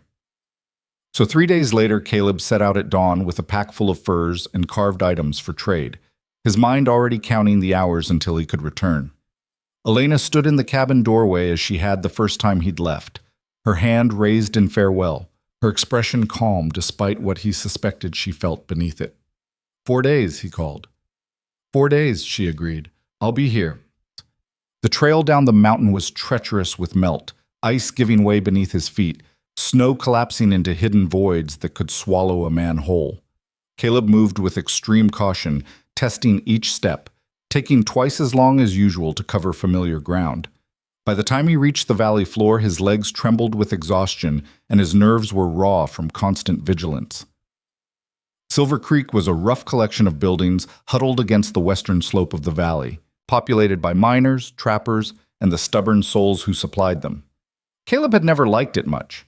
Too many people, too much noise, too many questions about his business. But it served its purpose, and the trading post carried the supplies he needed. The proprietor, a grizzled man named Morrison, raised his eyebrows when Caleb entered. "Hart, didn't expect to see you until late spring. Came down early. Trail's going to wash out if this melt keeps up." Smart thinking. Morrison examined the furs Caleb laid on the counter, testing the cure, checking for damage. "These are good. Real good. You do the work yourself?" "My wife helped." The word felt strange in his mouth still, though they'd been legally married for months now. Morrison's eyebrows climbed higher. "Wife? Hell, Hart. I didn't know you'd gotten married. Who's the unlucky woman?" "Lucky," Caleb corrected, his voice harder than he intended. "Her name's Elena. She came up last November." Morrison whistled low. "And she stayed through winter. That's something. You brought her down with you?" "She's watching the cabin. Alone." Morrison's expression shifted to concern. "Hart, that's dangerous with the melt starting. Creek could flood. Cut her off." "She can handle it." Caleb met the man's eyes steadily. "What will these furs get me?" They negotiated prices, Caleb trading for coffee, salt, sugar, ammunition, a few luxuries he thought might please Elena, real tea, a small mirror, ribbon for her hair. When they finished, Morrison leaned on the counter with the air of someone about to share news. "You hear about the widow Jenkins?" "No." "Sold her claim, moving back east. Said she couldn't take another winter alone after her husband passed." Morrison shook his head. "Seems like half the mountain folk have given up this year. Hard winter drove them out." Caleb thought of the 7 women who'd fled his cabin, who'd chosen to leave rather than endure. Then he thought of Elena, who'd chosen to stay, who'd faced every hardship without flinching. "Some people aren't built for mountain life," he said simply, "and some are, I suppose. Your Elena must be made of stern stuff." "She is." Caleb spent the night in the boarding house, paid extra for a bath and a hot meal, but found himself unable to sleep in the soft bed, surrounded by the sounds of other people living their lives beyond thin walls. He lay awake thinking of Elena alone in the cabin, wondering if she was sleeping, if she was warm enough, if she missed him the way he missed her. He left before dawn, pushing hard to make good time while the morning cold kept the trail stable. But as he climbed higher, he began to notice signs that made his blood run cold. Fresh avalanche debris across the trail in 2 places, the snow unstable and heavy with melt. A crack opening in the ice over a ravine he'd crossed safely on the way down. The sound of the creek far louder than it should be, roaring with snowmelt and spring runoff. By the time he reached the high country, the sun was setting and the temperature dropping, and Caleb made a decision that went against every instinct. Rather than push on in darkness over increasingly dangerous terrain, he made camp in a protected spot and forced himself to wait for morning light. Every minute felt like torture, knowing Elena was so close but still hours away, wondering if she was all right, if the cabin was secure. He barely slept, starting awake at every sound, and was moving again before true dawn, the landscape emerging from darkness in shades of gray and blue. The final approach to the cabin took him across slopes so unstable he could feel them shifting beneath his snowshoes, and when he finally broke into the clearing and saw smoke rising from the chimney, relief hit him so hard his knees nearly buckled. The cabin door opened before he reached it, and Elena emerged, her face lighting with joy and relief that matched his own. "Caleb!" He dropped his pack and caught her as she ran to him, lifting her off her feet, breathing in the scent of her hair, feeling the solid reality of her in his arms. "I'm sorry," he said against her neck. "I'm sorry I was gone longer than I said. You're here now. You're safe." She pulled back to look at his face, her hands framing his jaw. "I was worried. The melt's been so fast, and I could hear the creek getting louder, and I thought the same." He kissed her hard, pouring 4 days of worry and longing into it, and she kissed him back with equal intensity. When they finally broke apart and went inside, Caleb saw that Elena had been busy in his absence. The cabin was immaculate, supplies reorganized with new efficiency. Several new items of clothing hung from pegs, a stack of firewood so large it would last them weeks. "You've been working," he observed. "I needed to stay busy. Waiting was harder than I expected." Elena moved to the fire, pouring coffee for them both. "Tell me about Silver Creek. What's the news?" Caleb told her about Morrison's comments, about the widow Jenkins leaving, about the supplies he'd traded for. When he pulled out the tea and mirror and ribbon, Elena's eyes grew bright. "You didn't have to bring these. I wanted to." He handed her the mirror, watched as she studied her own reflection with an expression he couldn't quite read. "When's the last time you saw yourself?" "November, before I left Philadelphia." Elena touched her face in the mirror, tracing the changes there. The weathering of her skin, the new strength in her jaw, the confidence in her eyes. "I look different." "You look like someone who belongs on a mountain." She set the mirror down carefully, then moved into his arms. They stood like that for a long time, simply holding each other, reconnecting after the separation. That night they made love with an urgency born of absence and relief, and afterward, lying tangled together, Elena spoke into the darkness.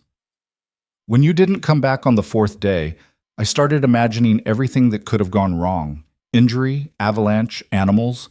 I realized how much I've come to depend on you. Not just for survival, but for happiness, and it scared me." Caleb's arms tightened around her. "Why did it scare you?"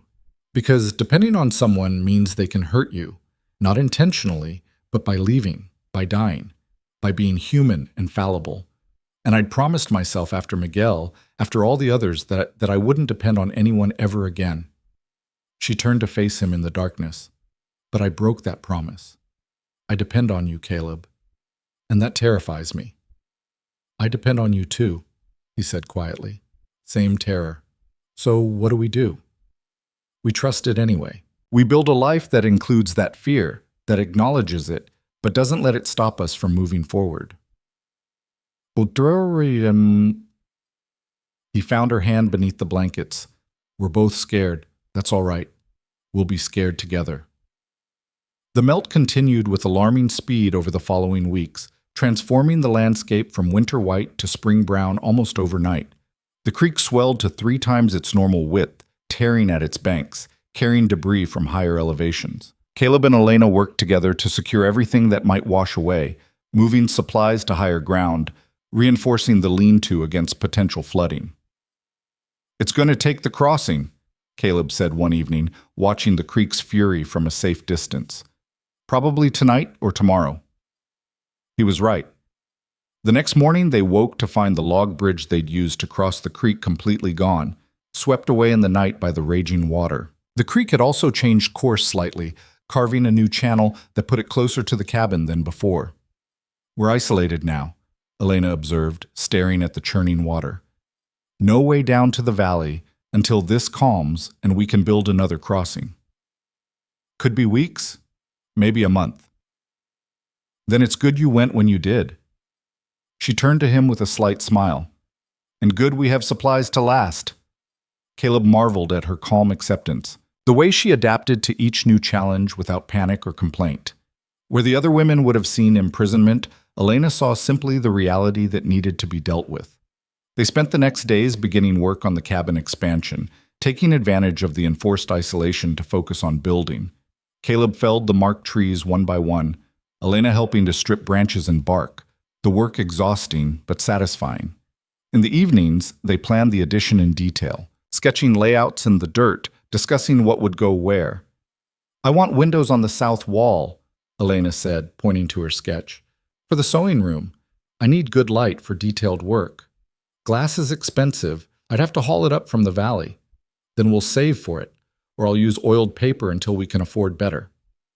She looked at him. "I'm thinking long-term, Caleb. Years, not months." "So am I." The admission hung between them, full of weight and promise. They were building not just an addition to the cabin, but a foundation for a life that would extend beyond simple survival, beyond the arrangement that had brought them together into something neither had quite dared to name, but both felt growing with each passing day. One afternoon, working together to notch a log for fitting, Elena suddenly set down her tools and turned to Caleb with unusual seriousness. "I need to tell you something. Something I should have told you before, but I was afraid. Caleb's chest tightened. All right. In Philadelphia, before I answered your letter, I was sick, really sick, a lung infection that nearly killed me. The doctor said if I stayed in the city with its coal smoke and damp, I'd likely not survive another winter. But Masa, she met his eyes. That's part of why I came here. Not just to be seen, not just to build a partnership, but because I needed clean air, needed altitude, needed to leave that place or die in it. Caleb processed this, understanding flooding through him. You came here to save your life. Partly, but only partly. Elena moved closer, her expression urgent. I need you to understand. I didn't come here just to survive. If that was all I wanted, I could have gone somewhere easier, somewhere with doctors and society. I came here because I wanted to survive on my own terms, in a place that would demand everything from me but also give me everything I needed. I came here for truth, Caleb, and I found it. Are you well now? Your lungs? Better than they've been in years. The air here, the work, the life, it's healing me in ways Philadelphia never could. She touched his face. But I should have told you earlier. I should have been honest about all my reasons for coming. Caleb caught her hand, pressed it against his cheek. You were honest about what mattered. You told me you came to be essential, to be present, to build something real. Those were truths. This is just another piece of the whole truth, and I'm grateful you shared it. Relief washed over Elena's features. You're not angry I didn't tell you before? No. Everyone's got reasons for their choices. What matters is what you do once you're here, and you've done nothing but prove yourself over and over. He pulled her close. I'm glad you came, Elena, for whatever reasons. I'm glad you chose this life. I'm glad I chose you, she said against his chest. The work on the addition consumed the following weeks, the physical labor intense enough that they fell into bed each night too exhausted for anything but sleep. But the building itself became a form of intimacy. Each notched log a shared achievement, each squared corner a testament to their growing ability to work as seamless partners. Elena proved surprisingly adept at the construction, her seamstress's precision translating well to the careful measurement and fitting required. She learned to swing an axe with accuracy, to drive pegs without splitting the wood, to read Caleb's intentions from minimal communication and anticipate what he needed before he asked. You're a natural builder, he told her one evening, surveying the day's progress. I have a good teacher. Elena flexed her hands, studying the new calluses forming. And I like seeing something take shape from nothing. It's not so different from sewing, really. You start with raw materials. You have a vision of what you want to create, and you work until the vision becomes real. What's your vision for this? Caleb gestured at the addition taking shape. Elena was quiet for a moment, her eyes tracing the new walls. A home. Not just a shelter, but a place that holds our life together, that grows as we grow. A place that says we're staying, we're committed, we're building something that will last beyond us. The answer moved him more than he could express. Instead of trying to find words, he pulled her into his arms and held her as the sun set over the peaks, painting the snow-capped summits in shades of gold and rose. By early May, the addition's frame was complete, and they'd begun work on the roof. The creek had finally calmed enough for Caleb to consider building a new crossing, but both of them found they were in no hurry to re-establish contact with the valley below. The isolation had become precious, a cocoon in which their partnership could deepen without external interference. One morning, Elena woke feeling ill, her stomach rebelling against breakfast. Caleb watched with concern as she pushed away food she normally enjoyed. Are you all right? Just queasy. Must be something I ate. But the queasiness persisted through the day, and the next, and the one after that. On the fourth morning, Elena sat up in bed suddenly, her hand pressed to her stomach, her face a mixture of realization and wonder. Caleb. Something in her tone made him set down the coffee he'd been preparing. What is it? I think... She paused, searching his face. I think I'm pregnant. The words hung in the air between them, enormous in their implications. Caleb crossed to the bed slowly, sat down beside her, his mind racing through calculations of time and intimacy and consequence. Are you certain? Not completely, but I'm late. I'm sick in the mornings. My body feels different. Elena's hand remained pressed to her stomach. I think I am. Caleb's first response was fear, the thought of Elena in childbirth with no doctor, the dangers of pregnancy on the mountain, all the ways this could go catastrophically wrong. But beneath the fear, deeper and stronger, was something else. Joy, hope, the promise of a future that extended beyond two people to include the family they could build together. How do you feel about it? He asked carefully. Elena's eyes met his, and he saw his own tangle of emotions reflected there. Terrified, amazed, happy, all of it at once. Her voice dropped to a whisper. Tell me what you feel. Caleb took her hand, laced his fingers through hers. The same, all of it. He placed his other hand over hers where it rested on her stomach. We'll figure it out together, like everything else. We're isolated, no doctor, no midwife. Then we'll learn what we need to learn. I'll ride down to Silver Creek when the crossing's rebuilt. Get books on childbirth, supplies we'll need. We've got months to prepare. He pulled her close, felt her trembling against him. We can do this, Elena.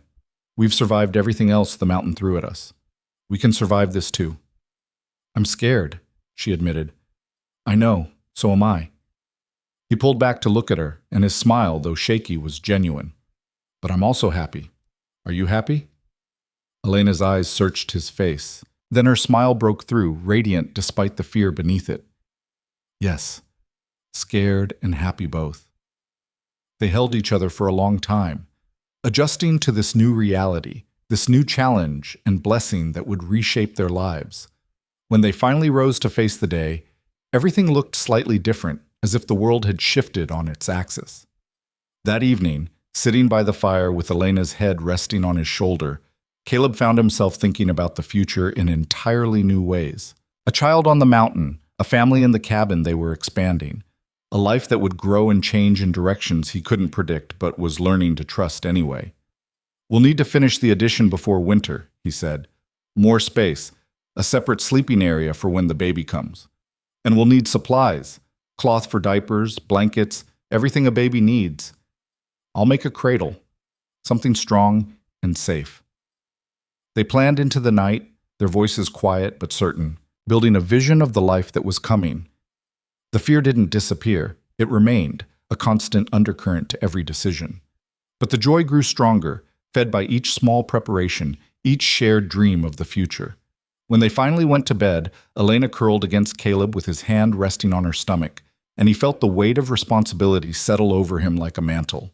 He would protect her, provide for her, ensure she and the child survived and thrived. The mountain had taken much from him, but it had also given him this woman, this partnership, and now the promise of family.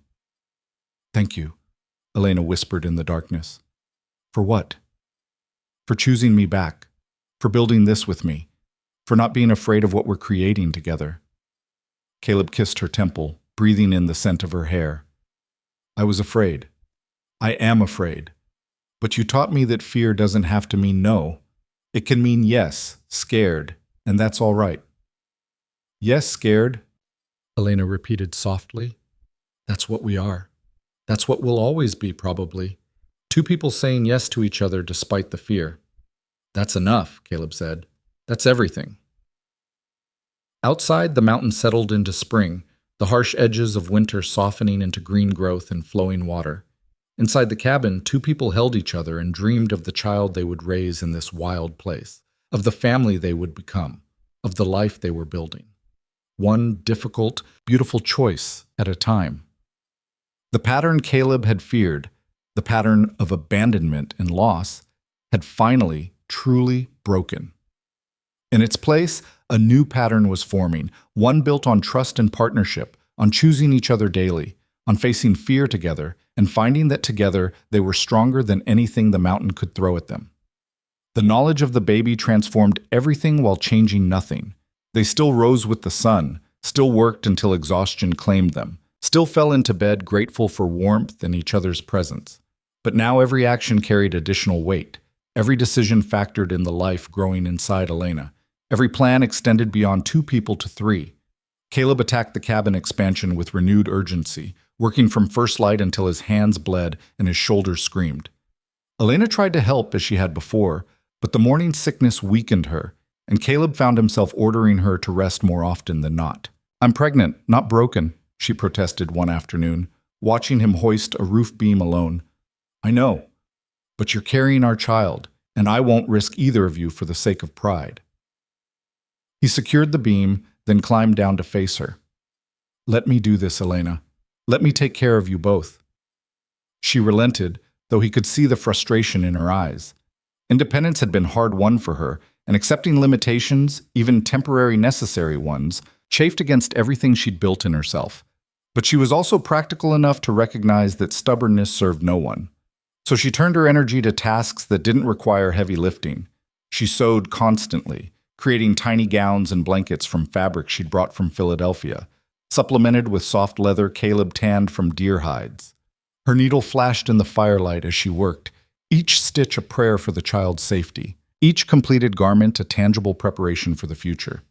"I never thought I'd be a mother," she said one evening, holding up a small gown to inspect her work. "In Philadelphia, I watched other women marry, have children, build families. I told myself it didn't matter, that I didn't want those things anyway." "But you did want them." "I did. I just didn't believe they were possible for me." Elena set down the gown, her hand moving to her stomach in the unconscious gesture that had become habit. "This child, this life we're building, it's more than I ever let myself dream of wanting." Caleb moved to sit beside her, his own hand covering hers. "We're going to need help when the time comes, when the baby's ready. I don't know enough, Elena. I don't know how to deliver a child safely." "Neither do I. Not really." Fear flickered across her face. "Women die in childbirth, even with doctors, even in cities with every advantage. Up here, with just the two of us, then we get help. As soon as the creek calms enough to rebuild the crossing, I'll go down to Silver Creek. There's a woman there, Mrs. Kowalski. She's delivered half the babies in the valley. I'll ask her to come up, to stay with us when your time is close." Elena's relief was visible. "You think she'd agree? It's a hard journey, and staying here for weeks. I'll offer her whatever it takes, furs, labor, money, if we have it. Our child's life is worth more than pride or savings." They sat together in the firelight, hands intertwined over Elena's still flat stomach, and made plans for survival of a different kind. The mountain had tested them with cold, isolation, hunger, and danger. Now it would test them with the most fundamental challenge of all, bringing new life safely into a world that offered no guarantees. By mid-May, the creek had calmed enough for Caleb to begin work on a new crossing. He chose a spot where the banks were high and stable, where bedrock showed beneath the soil, where the water ran swift but not treacherous. Elena watched from the bank as he waded into the frigid current, testing depth and bottom, planning his approach. "It'll take a week, maybe more," he called to her. "I need to set pilings, build a proper bridge that'll hold through spring melt. Then I'll help how I can. Passing you tools, holding ropes, whatever doesn't require me being in the water." They worked together as they did everything else. Caleb in the creek driving pilings into bedrock, Elena on the bank managing supplies and offering a second pair of eyes for alignment. The work was brutal, the water so cold it numbed Caleb's legs within minutes, but he pushed through, driven by the knowledge that this bridge meant access to help when Elena needed it most. On the fifth day, as he was securing crossbeams, his foot slipped on a submerged rock and he went down hard, the current immediately sweeping him downstream. Elena screamed his name, running along the bank, watching in horror as he fought the water's grip. Caleb managed to catch a boulder, hauled himself up, coughing and shaking, his body temperature dropping dangerously fast. Elena met him downstream, already stripping off her shawl to wrap around his shoulders. "Get out of the water, now. The bridge can wait. You're freezing, Caleb. You'll die of cold if you don't get warm immediately." She was right. His teeth chattered so violently he couldn't speak, and his fingers had gone white and numb. Elena half-carried him back to the cabin, stripped off his soaked clothes, and bundled him in furs by the fire. She heated water and made him drink it scalding hot, rubbed feeling back into his hands and feet, her face tight with fear. "Don't you ever scare me like that again.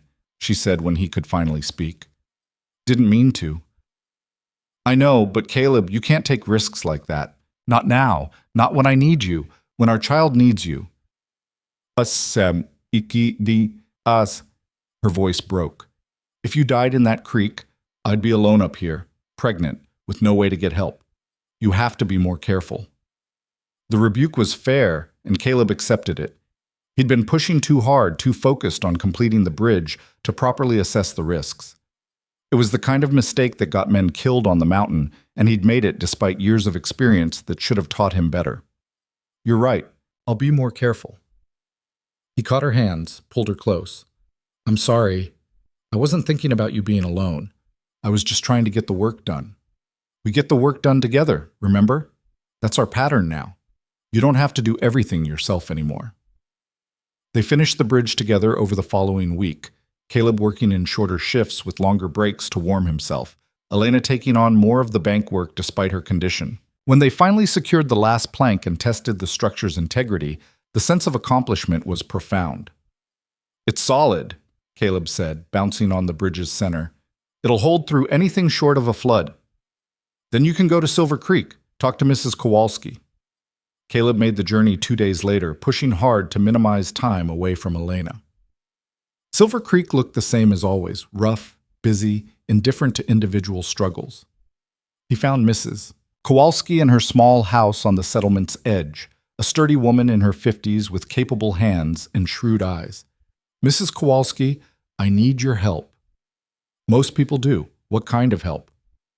My wife's pregnant, due in November, we think. We're living up on the mountain, and when her time comes, he paused, gathering the words. I need someone who knows what they're doing, someone who can keep her safe, keep the baby safe. I'll pay whatever you ask. Mrs. Kowalski studied him for a long moment. I know who you are, Hart. Know you're the one who brings brides up the mountain and they all leave within a week. Until this one, apparently. Elena's different. She's staying. She'd have to be different to last through winter and get herself pregnant besides. Mrs. Kowalski poured coffee, handed him a cup. November, you said. That's 6 months off. Why are you asking now? Because I need to know you'll come. Need to be able to tell Elena we'll have help when she needs it most. Mountain births are hard, even with help. Things can go wrong. You understand that? I do, but they go wrong more often without help. I'm asking you to give us the best chance we can have. Mrs. Kowalski sipped her coffee, her expression thoughtful. I'll come. Send word when she's about a month from her time. I'll need to see how she's doing, what position the baby's in, if there's any complications brewing. Plan to stay through the birth and a week after to make sure both are recovering well. Relief flooded through Caleb so intensely he had to set down his cup. Thank you. Name your price. We'll settle that later. For now, you make sure your wife eats well, gets rest, stays as healthy as possible. And you, she pointed a finger at him, you stay alive. Woman facing childbirth needs her husband more than she needs anything else I can provide. Caleb rode back to the mountain with supplies and the precious promise of help, arriving to find Elena working in the garden plot she'd started near the cabin. She'd cleared the ground and planted seeds Caleb had brought from Silver Creek months ago, carrots, potatoes, beans, herbs. The work was backbreaking, but she'd insisted on it. Mrs. Kowalski will come, he said, dismounting. When you're a month out, I'll send for her. Elena's face transformed with relief. She agreed, just like that. She did, said to make sure you eat well and rest plenty. He helped her to her feet, noting how the pregnancy was starting to show now, a gentle rounding of her belly beneath her dress. Speaking of which, you should be resting, not digging in dirt. The garden needs planting if we want vegetables this fall, and working helps me not think about all the things that could go wrong. Caleb understood that impulse, the need to stay busy, to focus on tasks that had clear beginnings and endings, to avoid dwelling on fears that had no easy solutions. So instead of arguing, he knelt beside her and helped plant the remaining seeds, their hands working the soil together as the sun climbed higher and the mountain bloomed around them. Summer arrived with explosive green growth, wildflowers painting the high meadows in brilliant color, the aspens leafing out in shimmering silver green, Caleb took Elena to the meadow he'd promised her months ago, and they spent a long afternoon lying in the flowers, watching clouds drift past, talking about the baby and the life they were building. "What do you want to name him?" Elena asked, her head pillowed on Caleb's shoulder. "If it's a boy." "I hadn't thought about it. What do you want?" "Something strong. Something that means he belongs to this place." She was quiet for a moment. "What about Hart? Your surname as his given name. That's not traditional." "Nothing about our life is traditional." Elena turned to face him. "But if you don't like it, I do like it. Hart if it's a boy. What about a girl?" Elena smiled. "Grace. Because that's what she'll need to survive this life, and what she'll give it just by being in it." "Grace Hart." Caleb tested the name. "I like it."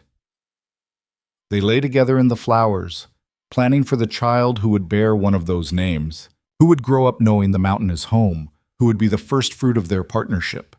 The future stretched before them, uncertain but no longer frightening, full of possibility rather than dread. The cabin addition was completed by late July, the new room spacious enough for Elena's sewing and a sleeping area separate from the main space. Caleb built furniture to fill it, a sturdy table for her work, shelves for fabric and supplies, a bed wider than the one they'd been sharing. When it was finished, they stood in the new space together, admiring what they'd created. "It's perfect," Elena said softly. "It's exactly what I needed. It's what we both needed, room to grow." As Elena's pregnancy progressed, Caleb found himself watching her with increasing awe and concern. She moved differently now, her balance shifting to accommodate the weight she carried, her pace slowing, though her determination never wavered. She still insisted on working, on contributing, on being an equal partner despite the physical limitations pregnancy imposed. "You don't have to prove anything," he told her one evening as she stood at the table cutting fabric despite obvious exhaustion. "I'm not trying to prove anything. I'm trying to stay myself." Elena set down her scissors, turned to face him. "I know you worry. I worry too. But Caleb, if I stop being useful, if I let pregnancy turn me into someone who needs constant care and can't contribute, I'll lose myself. And I can't afford to lose myself. Not now." He understood what she meant. Her sense of worth was bound up in her ability to be essential, to contribute meaningfully to their shared life. Taking that away, even with the best intentions, would diminish her in ways that had nothing to do with physical capability. "Then let's find balance," he said. "You work, but you also rest. You contribute, but you also let me help carry the load. Can we do that?" Elena nodded slowly. "We can try." They developed new rhythms, new patterns of work and rest that honored both Elena's need to remain active and the baby's need for her to conserve energy. Caleb took on more of the heavy labor, while Elena focused on tasks that required skill rather than strength. They cooked together, maintained the cabin together, prepared for winter together, and in the quiet evenings they read to each other or carved or sewed, building a domestic peace that felt almost miraculous given the harshness of their surroundings. In early October, with Elena's belly round and prominent, Caleb made the journey down to Silver Creek to fetch Mrs. Kowalski. He found her ready, her supplies already packed, her manner briskly efficient. "How's she doing?" Mrs. Kowalski asked as they began the climb up the mountain. "Well, I think tired, uncomfortable, but strong. She's determined." "Determined's good. Determined gets you through when things get hard." Mrs. Kowalski navigated a tricky section of trail with surprising agility. But determination alone isn't enough. She'll need to trust her body, trust the process.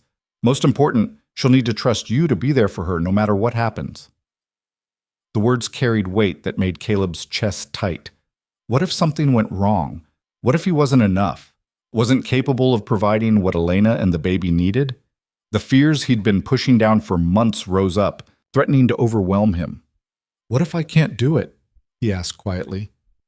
"What if she needs more than I can give?" Mrs. Kowalski stopped, turned to look at him with eyes that had seen countless births, countless moments of life and death. "Then you give what you can, and you trust that it's enough. Birth is hard. For the woman, for the child, for everyone involved. You can't control it. can't force it to go a certain way. All you can do is show up, stay present, and love her through it. They reached the cabin as the sun was setting, Elena emerging to greet them with obvious relief. Mrs. Kowalski examined her with thorough professionalism, asking questions, checking the baby's position, making notes in a small leather journal. "Everything looks good," she pronounced finally. "Baby's positioned well, seems healthy and active. You're doing all the right things." She looked between Elena and Caleb. "Now we wait." The waiting was harder than any work Caleb had ever done. Days stretched into a week, then two. Elena growing increasingly uncomfortable, her body preparing for the ordeal ahead. Mrs. Kowalski maintained a calm presence, teaching them both what to expect, what would be normal and what would signal danger, how Caleb could help during the labor. "Your job is to be her anchor," Mrs. Kowalski told him.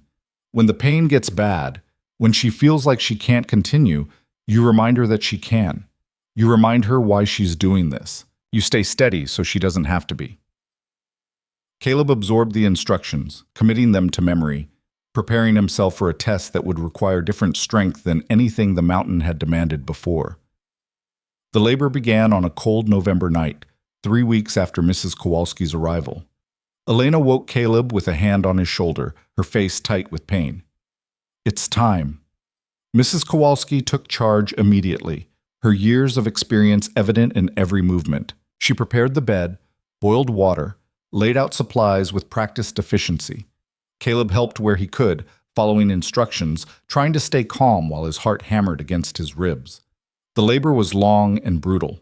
Elena bore it with the same determination she brought to everything, but Caleb could see her strength waning as the hours passed, see fear beginning to creep into her eyes when she thought no one was watching.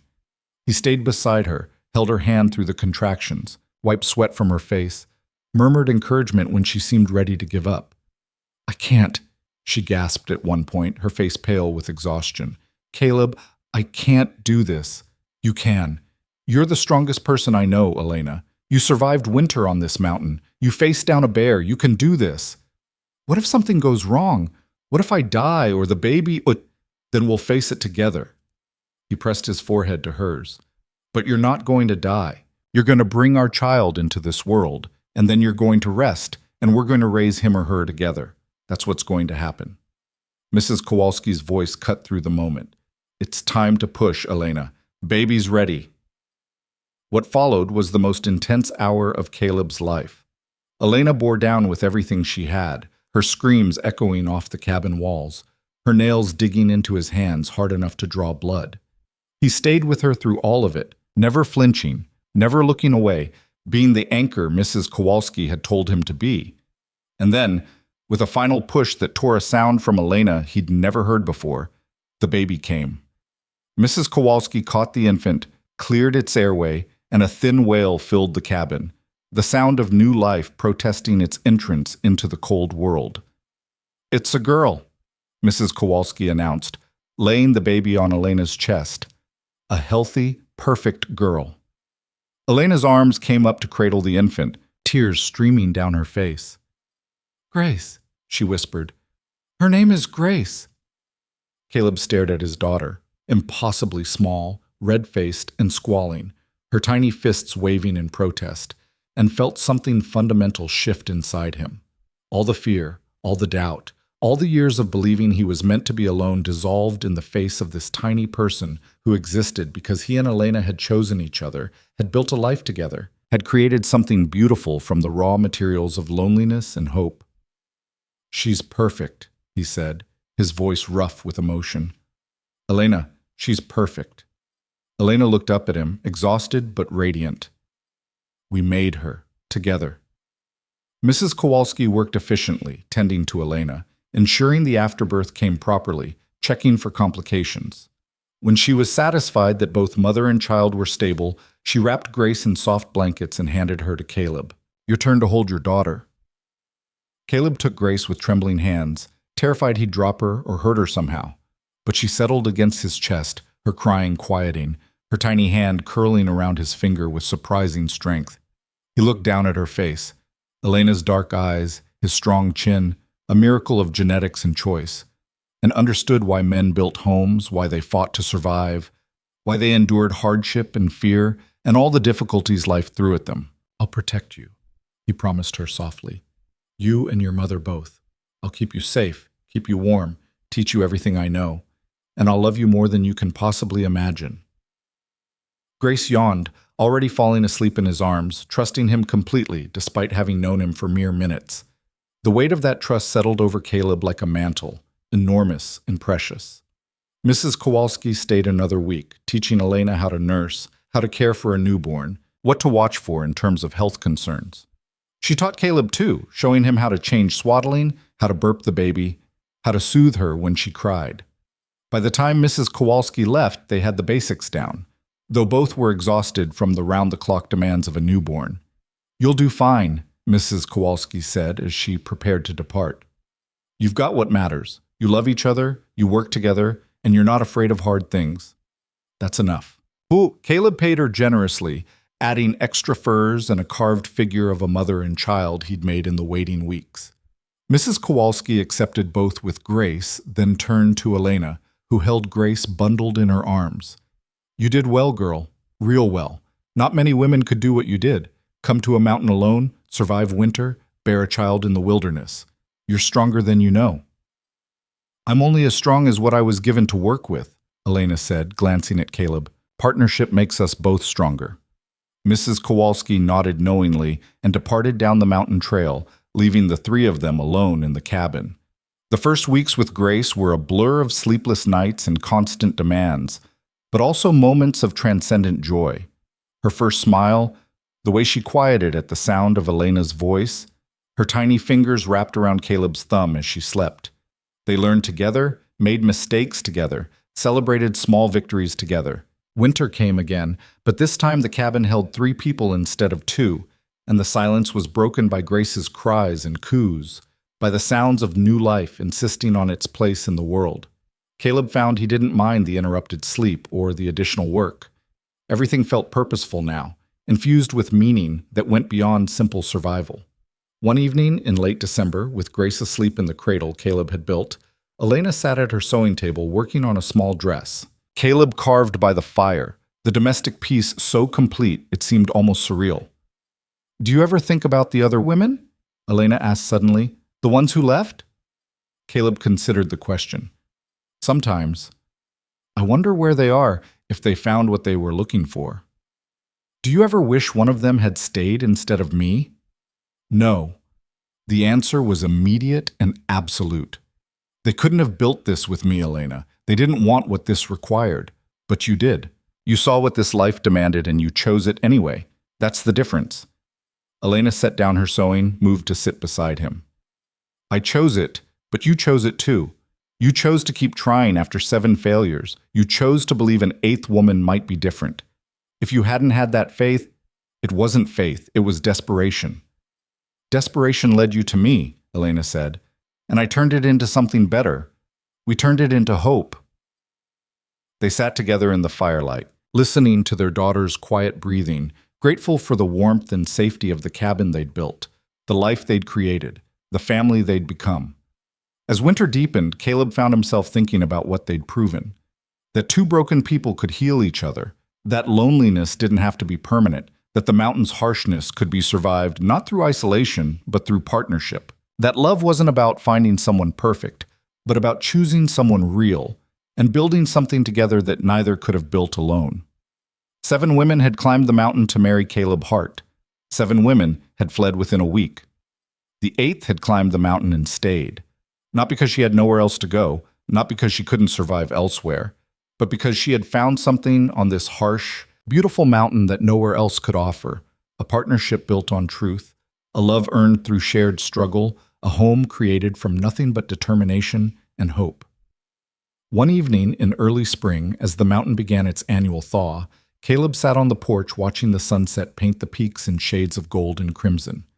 Elena joined him, Grace bundled against her chest, and they watched in comfortable silence as the day gave way to night. "I was thinking," Elena said, "we should write to the marriage broker. Tell him to stop sending my information to other men. Make it official that I'm staying." Caleb turned to look at her, surprised. You still get inquiries? I don't know, but I don't want to leave any doubt. I'm not available. I'm yours, you're mine, and this is where I belong. The declaration warmed him more than the fading sun could. I'll write the letter tomorrow. Make it clear that Elena Morales Hart is exactly where she wants to be. Elena Hart, she repeated, testing the full name. I like how that sounds. So do I. Grace stirred against Elena's chest, making small sounds of waking. Elena began to rock her gently, and Caleb watched them both, his wife and daughter, the family he'd never dared believe he could have, and felt a contentment so profound it seemed to settle into his bones. The mountain had tested them with every hardship it could devise. It had thrown winter and isolation, danger and fear, pain and uncertainty at them in waves. But they had weathered each test together, had emerged not just intact but stronger, had built something that would endure beyond themselves. What Caleb had learned, what the mountain had finally taught him, was that strength wasn't about enduring alone. It was about having the courage to trust someone else with your weaknesses, to build something together that neither could build alone, to choose partnership over protection and vulnerability over safety. Elena had been invisible in Philadelphia, valued for her skills but never chosen for herself. Caleb had been isolated on his mountain, convinced that solitude was safer than risking abandonment again. But together they had created visibility and connection. Together, they had proven that being seen and being chosen were worth the risk of being hurt. Together, they had built a life that honored both their scars and their hopes. As stars began to appear in the darkening sky, Caleb wrapped his arm around Elena's shoulders, and she leaned into him, their daughter held safe between them. The night wind whispered through the pines, carrying the scent of spring growth and new beginnings, and the cabin behind them glowed with firelight, warm and welcoming against the mountain's vast darkness. They had survived. More than that, they had built a life worth surviving for. And as the night deepened and Grace's breathing settled into the rhythm of deep sleep, Caleb and Elena sat together on their porch, three souls bound by choice and love, watching their mountain settle into spring's promise, with the certain knowledge that whatever came next, they would face it together. The pattern of abandonment had been broken completely, replaced by something infinitely stronger, the pattern of choosing each other, day after day, through every test and trial, building a future one shared moment at a time. And on this mountain that demanded everything and gave nothing it didn't make you earn, that was enough. That was everything.